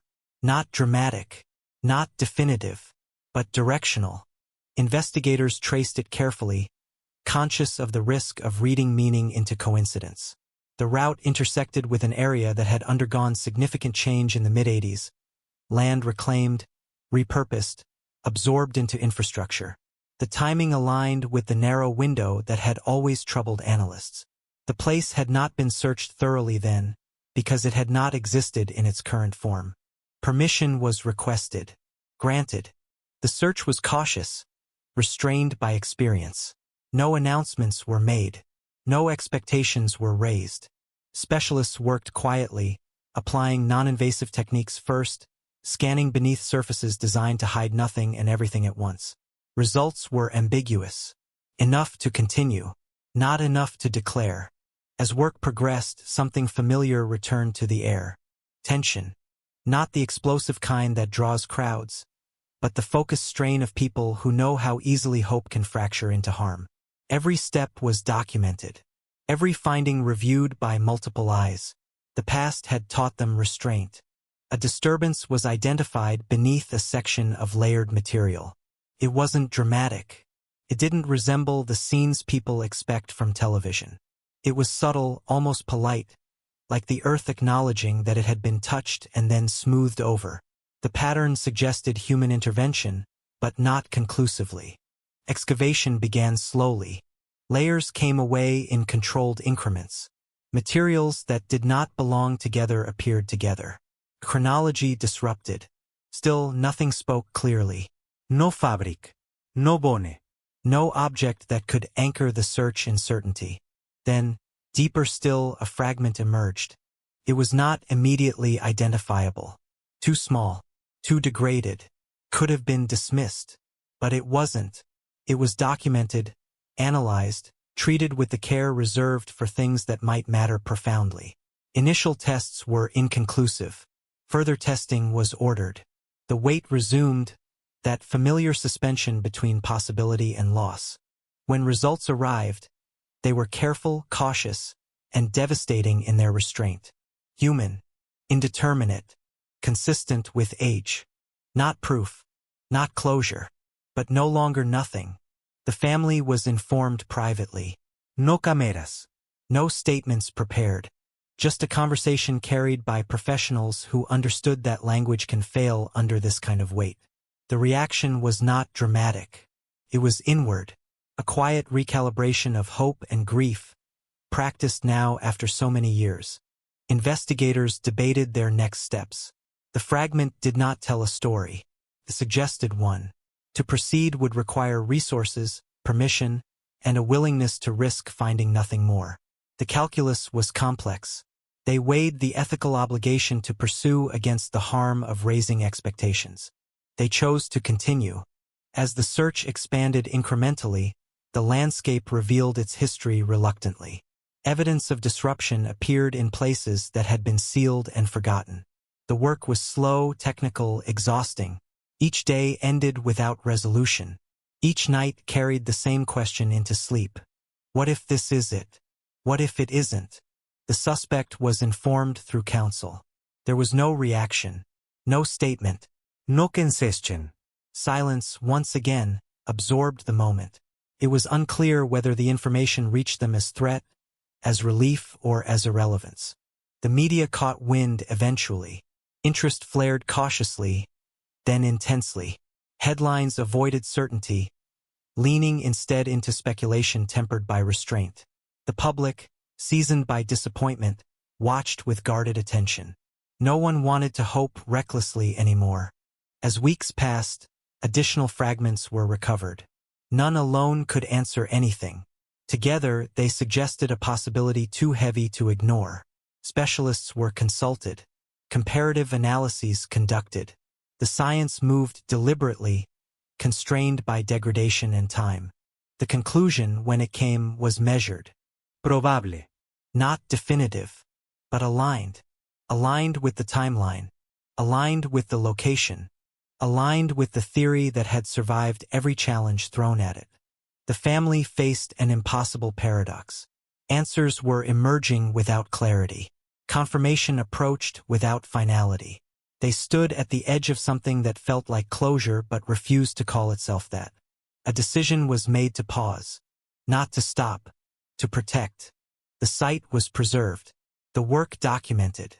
Future analysis left open, pending advancements that might turn probability into certainty. It was a compromise born of humility rather than defeat. In the weeks that followed, something subtle changed. The case began to feel quieter. Not resolved. Not dormant. But steadier. The knowledge that something had been found, that the absence had fractured at last, even imperfectly, altered the emotional terrain. The family spoke of it not as an ending, but as an acknowledgement. She had been somewhere. She had not vanished into myth. The earth had remembered, even when people could not. Commemorations took on new weight. They were no longer gestures toward an idea, but toward a presence. The language shifted. Missing became remembered. Absence became location, however uncertain. Investigators reflected on the irony. The truth, when it came closest to being seen, arrived not with clarity but with humility. It resisted spectacle. It demanded patience even now. The town responded quietly. No crowds. No vigils broadcast live. Just private conversations, subdued reflections, an understanding that this chapter, too, required gentleness. As the case entered this new phase, one truth settled in. The story had never been about certainty alone. It had been about persistence. About refusing to let time decide what matters. About listening when silence speaks. Ohio, 1982, had traveled a long road. From shock to endurance. From mystery to accountability. From absence to the faintest outline of presence. And in that outline, incomplete but undeniable, the case found something it had not known how to hold before. Not an ending, but a place to rest. The file never really closes, it just grows heavier, page by page, year by year, until the weight of it seems to bend the metal shelf it rests on. And by the time we reach this moment in the story, the air around the case has changed. Not with clarity, not with relief, but with a pressure that feels almost physical, like the silence before a storm that never quite breaks. Because in Ohio, decades after the night that tore a family apart, the investigation has returned to a place it once hurried. Past, a quiet corner of the timeline that had seemed too ordinary to matter, too small to hide a monster, and yet now every line of old testimony, every faded photograph, every yellowed receipt hums with a low, electric possibility. Detectives sit hunched over desks under fluorescent lights that buzz like tired insects, listening again to cassette tapes where voices crackle and wobble, witnesses speaking from another era, unaware that their words will be replayed 40 years later with new ears, new suspicions, and a hunger for meaning that borders on desperation. One voice in particular begins to stand out, not because it shouts or trembles, but because it doesn't, because it sounds calm, cooperative, forgettable, the kind of voice that slips past your attention, the kind that belongs to someone who blends into the background of a small Midwestern town, a neighbor, a coworker, a name written once in a report and then buried under more urgent leads, more dramatic suspects, more obvious villains.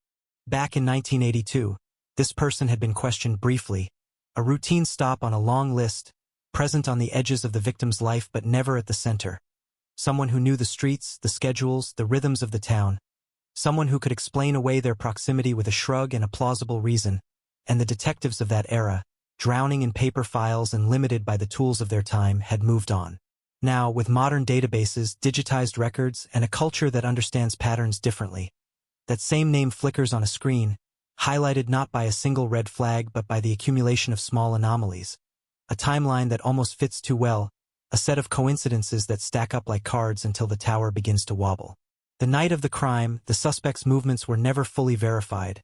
Their alibi accepted because no one thought to question it deeply, because it came wrapped in the reassuring language of normalcy, because evil, at least back then, was expected to look a certain way, and this wasn't it.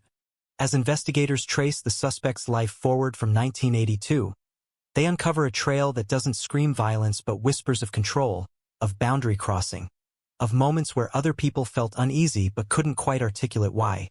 Complaints that went nowhere, incidents labeled misunderstandings, all of it forming a shadow narrative that runs parallel to the official record. Former neighbors recall a presence that lingered too long in doorways, a gaze that felt assessing rather than friendly, a knack for inserting themselves into situations where they didn't quite belong, and as these recollections surface, they are handled carefully, because memory is fragile, because hindsight can distort, because the last thing anyone wants is to build a case on vibes and rumors, but still, the pattern refuses to dissolve.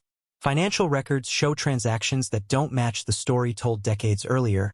Phone logs reveal calls that were never mentioned, and a long-forgotten report from a different county hints at an encounter that mirrors elements of the Ohio case with unsettling precision. The community, once resigned to the mystery as a grim fact of local history, begins to buzz again. Old newspaper clippings circulating on social media, younger residents discovering that the quiet town they grew up in carries a scar beneath its calm surface. Older ones feeling the weight of memory pressing back into their lives. Names they haven't spoken in years suddenly everywhere, spoken on podcasts, debated in comment sections, argued over at diner counters. For the victim's family, this resurgence is both hope and torture. The promise that answers might finally come tangled with the fear that they never will, that this too will end in disappointment. Another turn of the wheel that brings them back to the same place. The same unanswered questions, the same hollow ache. They are careful now, guarded, having learned that every breakthrough can evaporate, that every confident statement from law enforcement comes with an invisible asterisk. But still, when detectives sit across from them and say there is a person of interest, not a stranger pulled from the margins but someone who had been there all along, the words land like a physical blow. The suspect, now older, their life shaped by the slow drift of decades, reacts with a mix of indignation and disbelief when contacted again, insisting that this is harassment, that the past has already judged them and found them innocent, that reopening old wounds helps no one, and yet, when pressed, their story shifts in subtle ways, dates slide, details blur, not dramatically enough to constitute a confession, but just enough to deepen suspicion. Interviews stretch for hours, then days, the room heavy with the hum of recording equipment and the unspoken awareness that every word is being weighed against a timeline frozen in 1982. And investigators note the moments when the suspect seems to know more than they should. References to details that were never public, slips quickly corrected, jokes that land wrong, silences that linger too long. None of it is enough on its own, but together it creates a tension that fills the room, a sense that something important is circling just out of reach. Forensic science, the great promise of cold case investigations, offers both illumination and frustration here, because some evidence was lost, degraded, or mishandled long ago, sealed in boxes that sat through floods, heat waves, office moves, and bureaucratic neglect, and what remains can only tell part of the story. Still, new tests are run, fibers re-examined, trace materials compared against databases that didn't exist when the crime first occurred, and while the results stop short of definitive proof, they refuse to clear the suspect, instead placing them in a narrow window of possibility that investigators can't ignore. A single hair, once meaningless, now carries weight. A partial print suggests contact, not guilt, but contact that was never acknowledged. And as these findings accumulate, the narrative that once seemed settled begins to unravel. The media, sensing a story that combines nostalgia, shock, and the tantalizing possibility of justice delayed but not denied, descends with cameras and microphones, framing the suspect as the unexpected figure in a case long thought dormant, headlines blaring about twists and stunning developments, while law enforcement urges caution, reminding the public that suspicion is not conviction, that the line between investigation and accusation must be guarded carefully. Still, the damage is done. The suspect's name now linked forever with the crime in the public imagination, their past re-examined by strangers, their present overshadowed by a question mark that refuses to fade, and in the court of public opinion, the trial has already begun, fueled by speculation, emotion, and the deep human need for a story that makes sense. As months pass, the investigation grinds forward, slowed by legal hurdles, by the sheer age of the case, by the reality that time has eroded not just evidence but lives.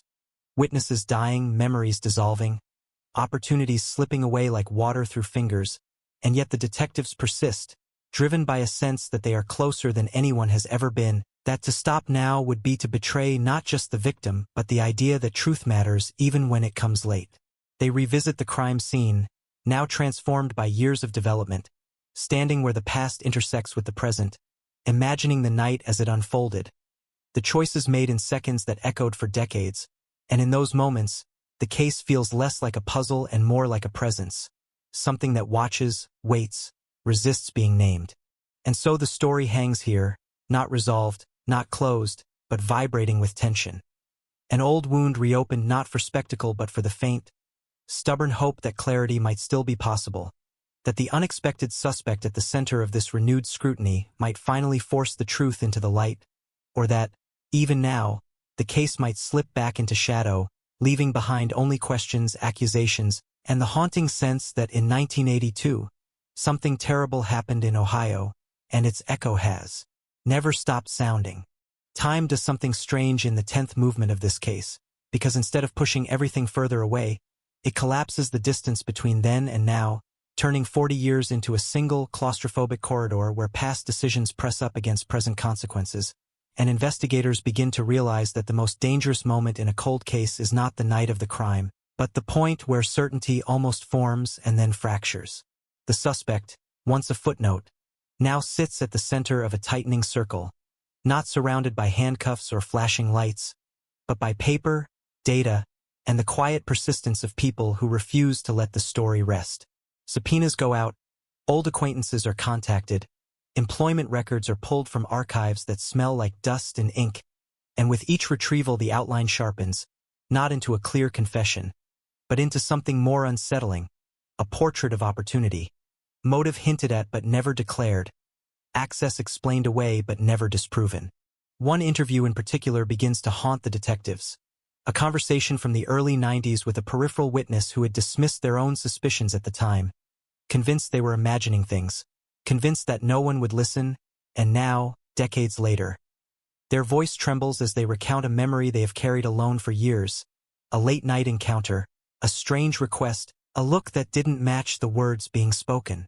It's not evidence in the traditional sense, it won't survive a courtroom on its own, but it adds weight, another stone in a pocket already heavy with unanswered questions. The suspect's reaction to this resurfaced testimony is swift and defensive. Lawyers stepping in, interviews cut short, cooperation replaced with carefully worded statements. And in that shift, investigators sense a change, the easy dismissiveness gone, replaced by something harder, more brittle. Behind closed doors, prosecutors debate the unthinkable question that defines so many cold cases. Is this enough? Enough to charge? Enough to risk a trial that could collapse under the scrutiny of time? Enough to reopen wounds for a family that has already endured decades of waiting? The law is unforgiving when memory fades, when evidence degrades, when reasonable doubt grows like mold in the cracks of an old case, and every argument in favor of action is met with an equal and opposite fear of failure. To move forward and lose would be to seal the case forever, to give the suspect a shield of acquittal that no future discovery could penetrate, and so hesitation becomes its own form of torment, days stretching into weeks as the file grows thicker but no lighter. Outside the courthouse walls, the community fractures into camps, some convinced that justice is finally within reach, others warning against the dangers of rewriting history based on imperfect recollections and circumstantial threads. Yard signs appear, Social media groups form, arguments flare in places that once only discussed weather and football, and the town that had tried to forget finds itself forced to remember, forced to take a side in a story that resists simple conclusions. The victim's family watches all of this from a painful distance, their grief now a public artifact, their private memories dissected by strangers, and still they show up when asked, still they answer questions they have answered 100 times before, because hope, once rekindled, is impossible to extinguish without trying. Then comes the development no one expects, not a confession, not an arrest, but a discovery buried so deep in the bureaucratic layers of the past that it feels almost accidental, a misfiled report, scanned incorrectly, tagged under the wrong case number, overlooked for decades not out of malice but out of human error. It details a minor incident reported just weeks after the original crime, a disturbance, a call to local police that seemed unrelated at the time, involving the suspect and a location uncomfortably close to the original scene. The report notes agitation, conflicting statements, a brief detention that led nowhere, and a supervisor's handwritten note suggesting follow-up that never happened. When investigators read it now, the room goes silent because this is not a smoking gun, but it is a crack in the narrative that had protected the suspect for 40 years. The defense dismisses it as coincidence, an overworked officer's speculation, a footnote inflated by desperation. But the timing is wrong, the details too specific, the overlap too precise to ignore. Combined with everything else, it shifts the internal calculus, and suddenly the question is no longer whether the suspect should be charged, but whether the system can afford not to act. Prosecutors draft and redraft documents, weighing language like explosives, aware that every word will be scrutinized, every omission attacked, every assumption challenged. The decision, when it finally comes, is cautious and narrow, a charge that acknowledges the limits of the evidence while asserting that the totality of circumstances demands a courtroom, demands that a jury hear the story and decide what history could not. The announcement hits the town like a shockwave, cameras capturing the moment, reporters repeating phrases like long-awaited breakthrough and unexpected suspect, while law enforcement emphasizes restraint, reminding everyone that an accusation is not a verdict. The suspect is processed quietly, without spectacle, older now, face lined by time, eyes fixed straight ahead, and for those who remember them as a younger person, the image is jarring, a reminder that whatever happened in 1982 did not freeze anyone in place, that life moved forward unevenly, unfairly, carrying some people toward old age and leaving others forever young. Court proceedings unfold slowly, burdened by motions and countermotions, debates over admissibility, arguments about the reliability of memory and the ethics of delayed justice. Experts testify not just about evidence, but about time itself, how recollection works, how trauma imprints, how gaps form and jurors listen, trying to build a coherent picture from fragments scattered across decades. The victim's name is spoken aloud again and again, no longer just a headline but a presence in the room, and each repetition feels like both an honor and a wound. The defense paints the suspect as a victim of circumstance, of a system eager for closure, while the prosecution counters with patterns, with the slow accumulation of improbability that suggests design rather than chance. As the trial grinds on, something unexpected happens, not in the courtroom, but in the background, where another witness, emboldened by the proceedings, comes forward with information they had buried for years, afraid of being wrong, afraid of consequences, afraid of stirring up the past. Their testimony is raw, imperfect, but it aligns in ways that make investigators' hearts race, details matching timelines, descriptions echoing earlier statements, and while it arrives too late to be included formally, it casts a long shadow over everything that follows. It suggests that the truth, whatever it is, has been waiting, patient, obscured not by malice alone but by fear, silence, and the human tendency to look away when certainty feels unreachable. When the verdict finally comes, it is not the clean resolution the town imagined, not a triumphant declaration or a devastating acquittal, but something more ambiguous, a legal conclusion that satisfies procedure without extinguishing doubt.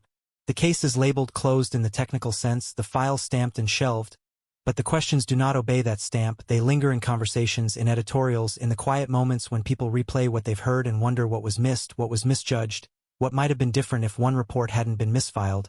if one witness had spoken sooner, if one assumption had been challenged. And in the end, the cold case that began in Ohio in 1982 does not end with certainty, but with a heavy, complicated legacy. A reminder that justice delayed is not just justice denied, but justice transformed, shaped by time into something fragile and incomplete, leaving behind a community forever changed, a family still searching for peace, and a story that refuses to settle, echoing through the years as proof that some truths, once buried, never fully stay buried, and some mysteries, even when officially closed, never truly end. Closure is a word that appears at the end of reports, stamped in ink, typed in all caps, spoken at press conferences with a careful tone. But in the 11th movement of the story, it feels less like an ending and more like a lid pressed down on something that still breathes beneath it. The courthouse empties, the cameras pack up, the headlines fade from the front page to the archives, and Ohio returns, at least on the surface, to its familiar rhythm. But the case does not dissolve into the past the way everyone expects. It lingers in quiet places, in half-finished sentences, in the way people lower their voices when a certain name comes up. Because even now, even after verdicts and legal conclusions, the truth remains just out of reach, close enough to feel too distant to grasp. Detectives involved in the case try to move on to other work, other files, other lives that need answers, yet they find themselves returning to this one in their minds, replaying interviews, rereading transcripts, wondering whether a question should have been asked differently, whether a pause in an interrogation meant more than they realized at the time. One investigator admits, years later, that this case taught them something uncomfortable, that certainty is often an illusion built from incomplete information, that the difference between justice and doubt can hinge on a single lost document or a witness who waited too long. They speak not with bitterness, but with a weariness that suggests the case took something from them too, a piece of faith in clean endings. For the family of the victim, life after the trial is not a return to normal, but a recalibration of grief, shaped now by knowledge that arrived too late and answers that arrived imperfectly. They visit the grave, as they always have, but the conversations they have there change, less about asking why, more about acknowledging the complexity of what happened, the way time twisted their search for truth into something fragile and contested. Some days they feel a measure of peace, believing that at least the silence was broken, that at least the story was told in a courtroom, spoken aloud, witnessed. Other days, the ambiguity feels like a fresh wound, the sense that the final piece of the puzzle slipped away just as they reached for it. The suspect, whose life became inseparable from the case in its final chapter, retreats into a kind of enforced obscurity, known now not for who they were, but for what they might have done. Friends distance themselves, old relationships fracture under the weight of suspicion, and even those who believe in their innocence admit that the shadow will never fully lift. They insist, when asked, that the system failed them, that they were consumed by a story hungry for an ending. But their words carry little power in a world where doubt, once seated, grows on its own. Whether guilty or not, their existence becomes a cautionary tale about proximity to violence, about how easily a life can be redefined by a single unresolved night. In the town itself, the case becomes a reference point, a marker in local history, taught in fragments, remembered through anecdotes and anniversaries, invoked whenever a new mystery surfaces, whenever someone goes missing, whenever police ask for patience and trust. Younger generations hear about it from parents and grandparents, their imaginations filling in gaps that facts never could, and in those retellings, the case evolves, shaped by fear, by curiosity, by the human need to impose meaning on chaos. It becomes less about one crime and more about a collective experience, a shared understanding that beneath familiar streets and ordinary routines, something unspeakable once occurred. Journalists revisit the story years later, not to sensationalize, but to examine the anatomy of a cold case, to ask how time alters truth, how narratives harden, how systems struggle with their own limitations. They interview experts who talk about memory decay, about confirmation bias, about the danger of seeing patterns where none exist and the equal danger of missing them when they do. The Ohio case becomes an example cited in lectures and articles, a reminder that the pursuit of justice is not linear, that it doubles back on itself, that it sometimes arrives at conclusions that satisfy law but not conscience. And still, quietly, new tips arrive, letters sent to police departments, emails from people who watched the trial and recognized something in it. A detail that stirred an old memory, a name they hadn't thought of in decades. Most go nowhere, checked and dismissed, but a few linger just long enough to reignite the familiar tension. The sense that the story might not be finished after all. Investigators, bound by procedure and precedent, file them away, aware that reopening the case again would require more than whispers and intuitions. Aware also that history has a way of surprising those who think it has said its last word. On anniversaries of the crime, candles still appear at the site, whether it's a preserved location or a transformed landscape now occupied by something new. A house, a business, a stretch of road traveled daily by people who may not know what happened there. The flame flickers, small but persistent, a symbol less of mourning than of refusal, a refusal to let the event collapse into abstraction, to let it become just another statistic from the early 80s. Each year, someone stands there and wonders, not just who did it, but how many chances were missed to stop it, how many lives were shaped by that single, irreversible moment. The final truth of the Ohio 1982 cold case may never be known in full, not because it doesn't exist, but because time fractured it into pieces scattered across memories, documents, and silences. What remains is a mosaic incomplete by nature, a story that resists closure even as the system insists on it, a reminder that justice, like memory, is a human construct, vulnerable to error, delay, and interpretation. The file may be closed, the shelves cleared, the official process concluded, but the echo of that night continues, carried forward in questions that refuse to fade, in the uneasy knowledge that some answers come too late, and some mysteries, once awakened, never truly go back to sleep. There is a point beyond closure where a case stops belonging to the courts and starts belonging to time itself. And this is where the Ohio file drifts in its 12th movement, no longer active, no longer dormant, but suspended in a strange afterlife where facts coexist with doubts and every conclusion feels provisional. The evidence rooms are quiet now, boxes sealed, labels typed cleanly, yet the memory of what was inside them persists, not as physical objects but as impressions left on the people who touched them, studied them, argued over them. Former investigators describe an almost phantom sensation, like hearing a phone ring that no longer exists, a reflex born from years of waiting for a call that could change everything. And even as they reassure themselves that the work is done, a part of them remains alert, listening for the impossible. The case seeps into culture in subtle ways, referenced in podcasts that dissect every timeline discrepancy, in documentaries that linger on grainy photographs and empty streets, in online forums where strangers trade theories with the intensity of people who feel personally invested in an outcome they can never influence. Each retelling adds texture, emphasis, sometimes distortion, and the story becomes layered, not just with facts, but with interpretations stacked on top of one another, a palimpsest where the original crime is partially obscured by decades of analysis. Some listeners come away convinced the truth was finally uncovered, others equally convinced that the wrong person was dragged into the light, and the divide itself becomes part of the legacy, proof that ambiguity has a gravitational pull of its own. For law enforcement academies and criminal justice programs, the Ohio case becomes required study, not because it represents success, but because it exposes vulnerability. Instructors point to missed opportunities, to the early assumptions that narrowed vision, to the administrative oversights that allowed crucial details to slip through cracks that no one noticed until it was too late. Students learn how easily normality can be mistaken for innocence, how systems built to find certainty struggle when faced with human inconsistency, and how time, far from healing all wounds, can complicate them beyond recognition. The lesson is not comforting, but it is honest, and it leaves an impression that lingers long after the lecture ends. In the victim's family, the passage of years brings a quiet transformation. Grief no longer sharp but dense, something carried rather than fought. They mark milestones not just of loss, but of endurance, birthdays that were never reached, anniversaries that now pass with less ceremony but no less meaning.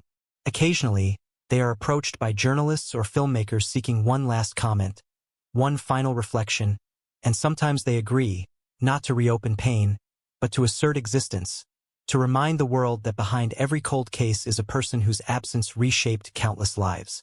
When they speak, their words are measured, stripped of accusation and spectacle, grounded in the simple truth that not knowing is its own sentence. The town continues to evolve. New businesses opening where old ones closed. New families moving into houses with histories they may never learn. Children ride bikes past places once cordoned off by tape. Teenagers gather where reporters once stood. And life asserts itself with a stubborn normality that feels almost defiant. Yet, every so often, someone pauses, sensing without fully understanding that the ground beneath them holds a story heavier than it appears. It surfaces in local lore, in cautionary tales told late at night, in the unspoken awareness that safety is never guaranteed, that violence can erupt even in the most familiar settings. Years after the case is labeled closed, a retired detective receives a letter, handwritten, anonymous, postmarked from a neighboring state. It contains no confession, no names, only a recollection of a conversation overheard long ago, a fragment that doesn't fit neatly anywhere but refuses to be dismissed. The detective reads it twice, then a third time, feeling that old pull in their chest, the reflex to act, to follow the thread no matter how thin. They file the letter as protocol demands, aware that it will likely join countless others in quiet storage. Yet the act itself feels significant, a reminder that the story is not static, that it can still shift at the edges. This is how the Ohio 1982 case endures, not as a solved mystery or an unsolved one, but as a living question, shaped by every new perspective brought to it, every memory stirred by its retelling. It resists finality, defies the neat arcs audiences crave, and in doing so, reveals something uncomfortable about the nature of truth, that it is often partial, contested, and vulnerable to the limits of human perception. The crime happened in a moment, but its consequences stretch across generations, altering how people think about justice, about certainty, about the stories we tell ourselves to make sense of harm. In the quiet moments, when the noise fades and the arguments subside, what remains is not an answer, but an echo, the sense that something unresolved continues to move beneath the surface, shaping decisions, inspiring caution, fueling a collective vigilance. The Ohio cold case, born in 1982, does not end with a verdict or a headline, but with an enduring presence, a reminder that some nights never fully pass, and some questions, once asked, continue to demand attention long after the world has tried to move on.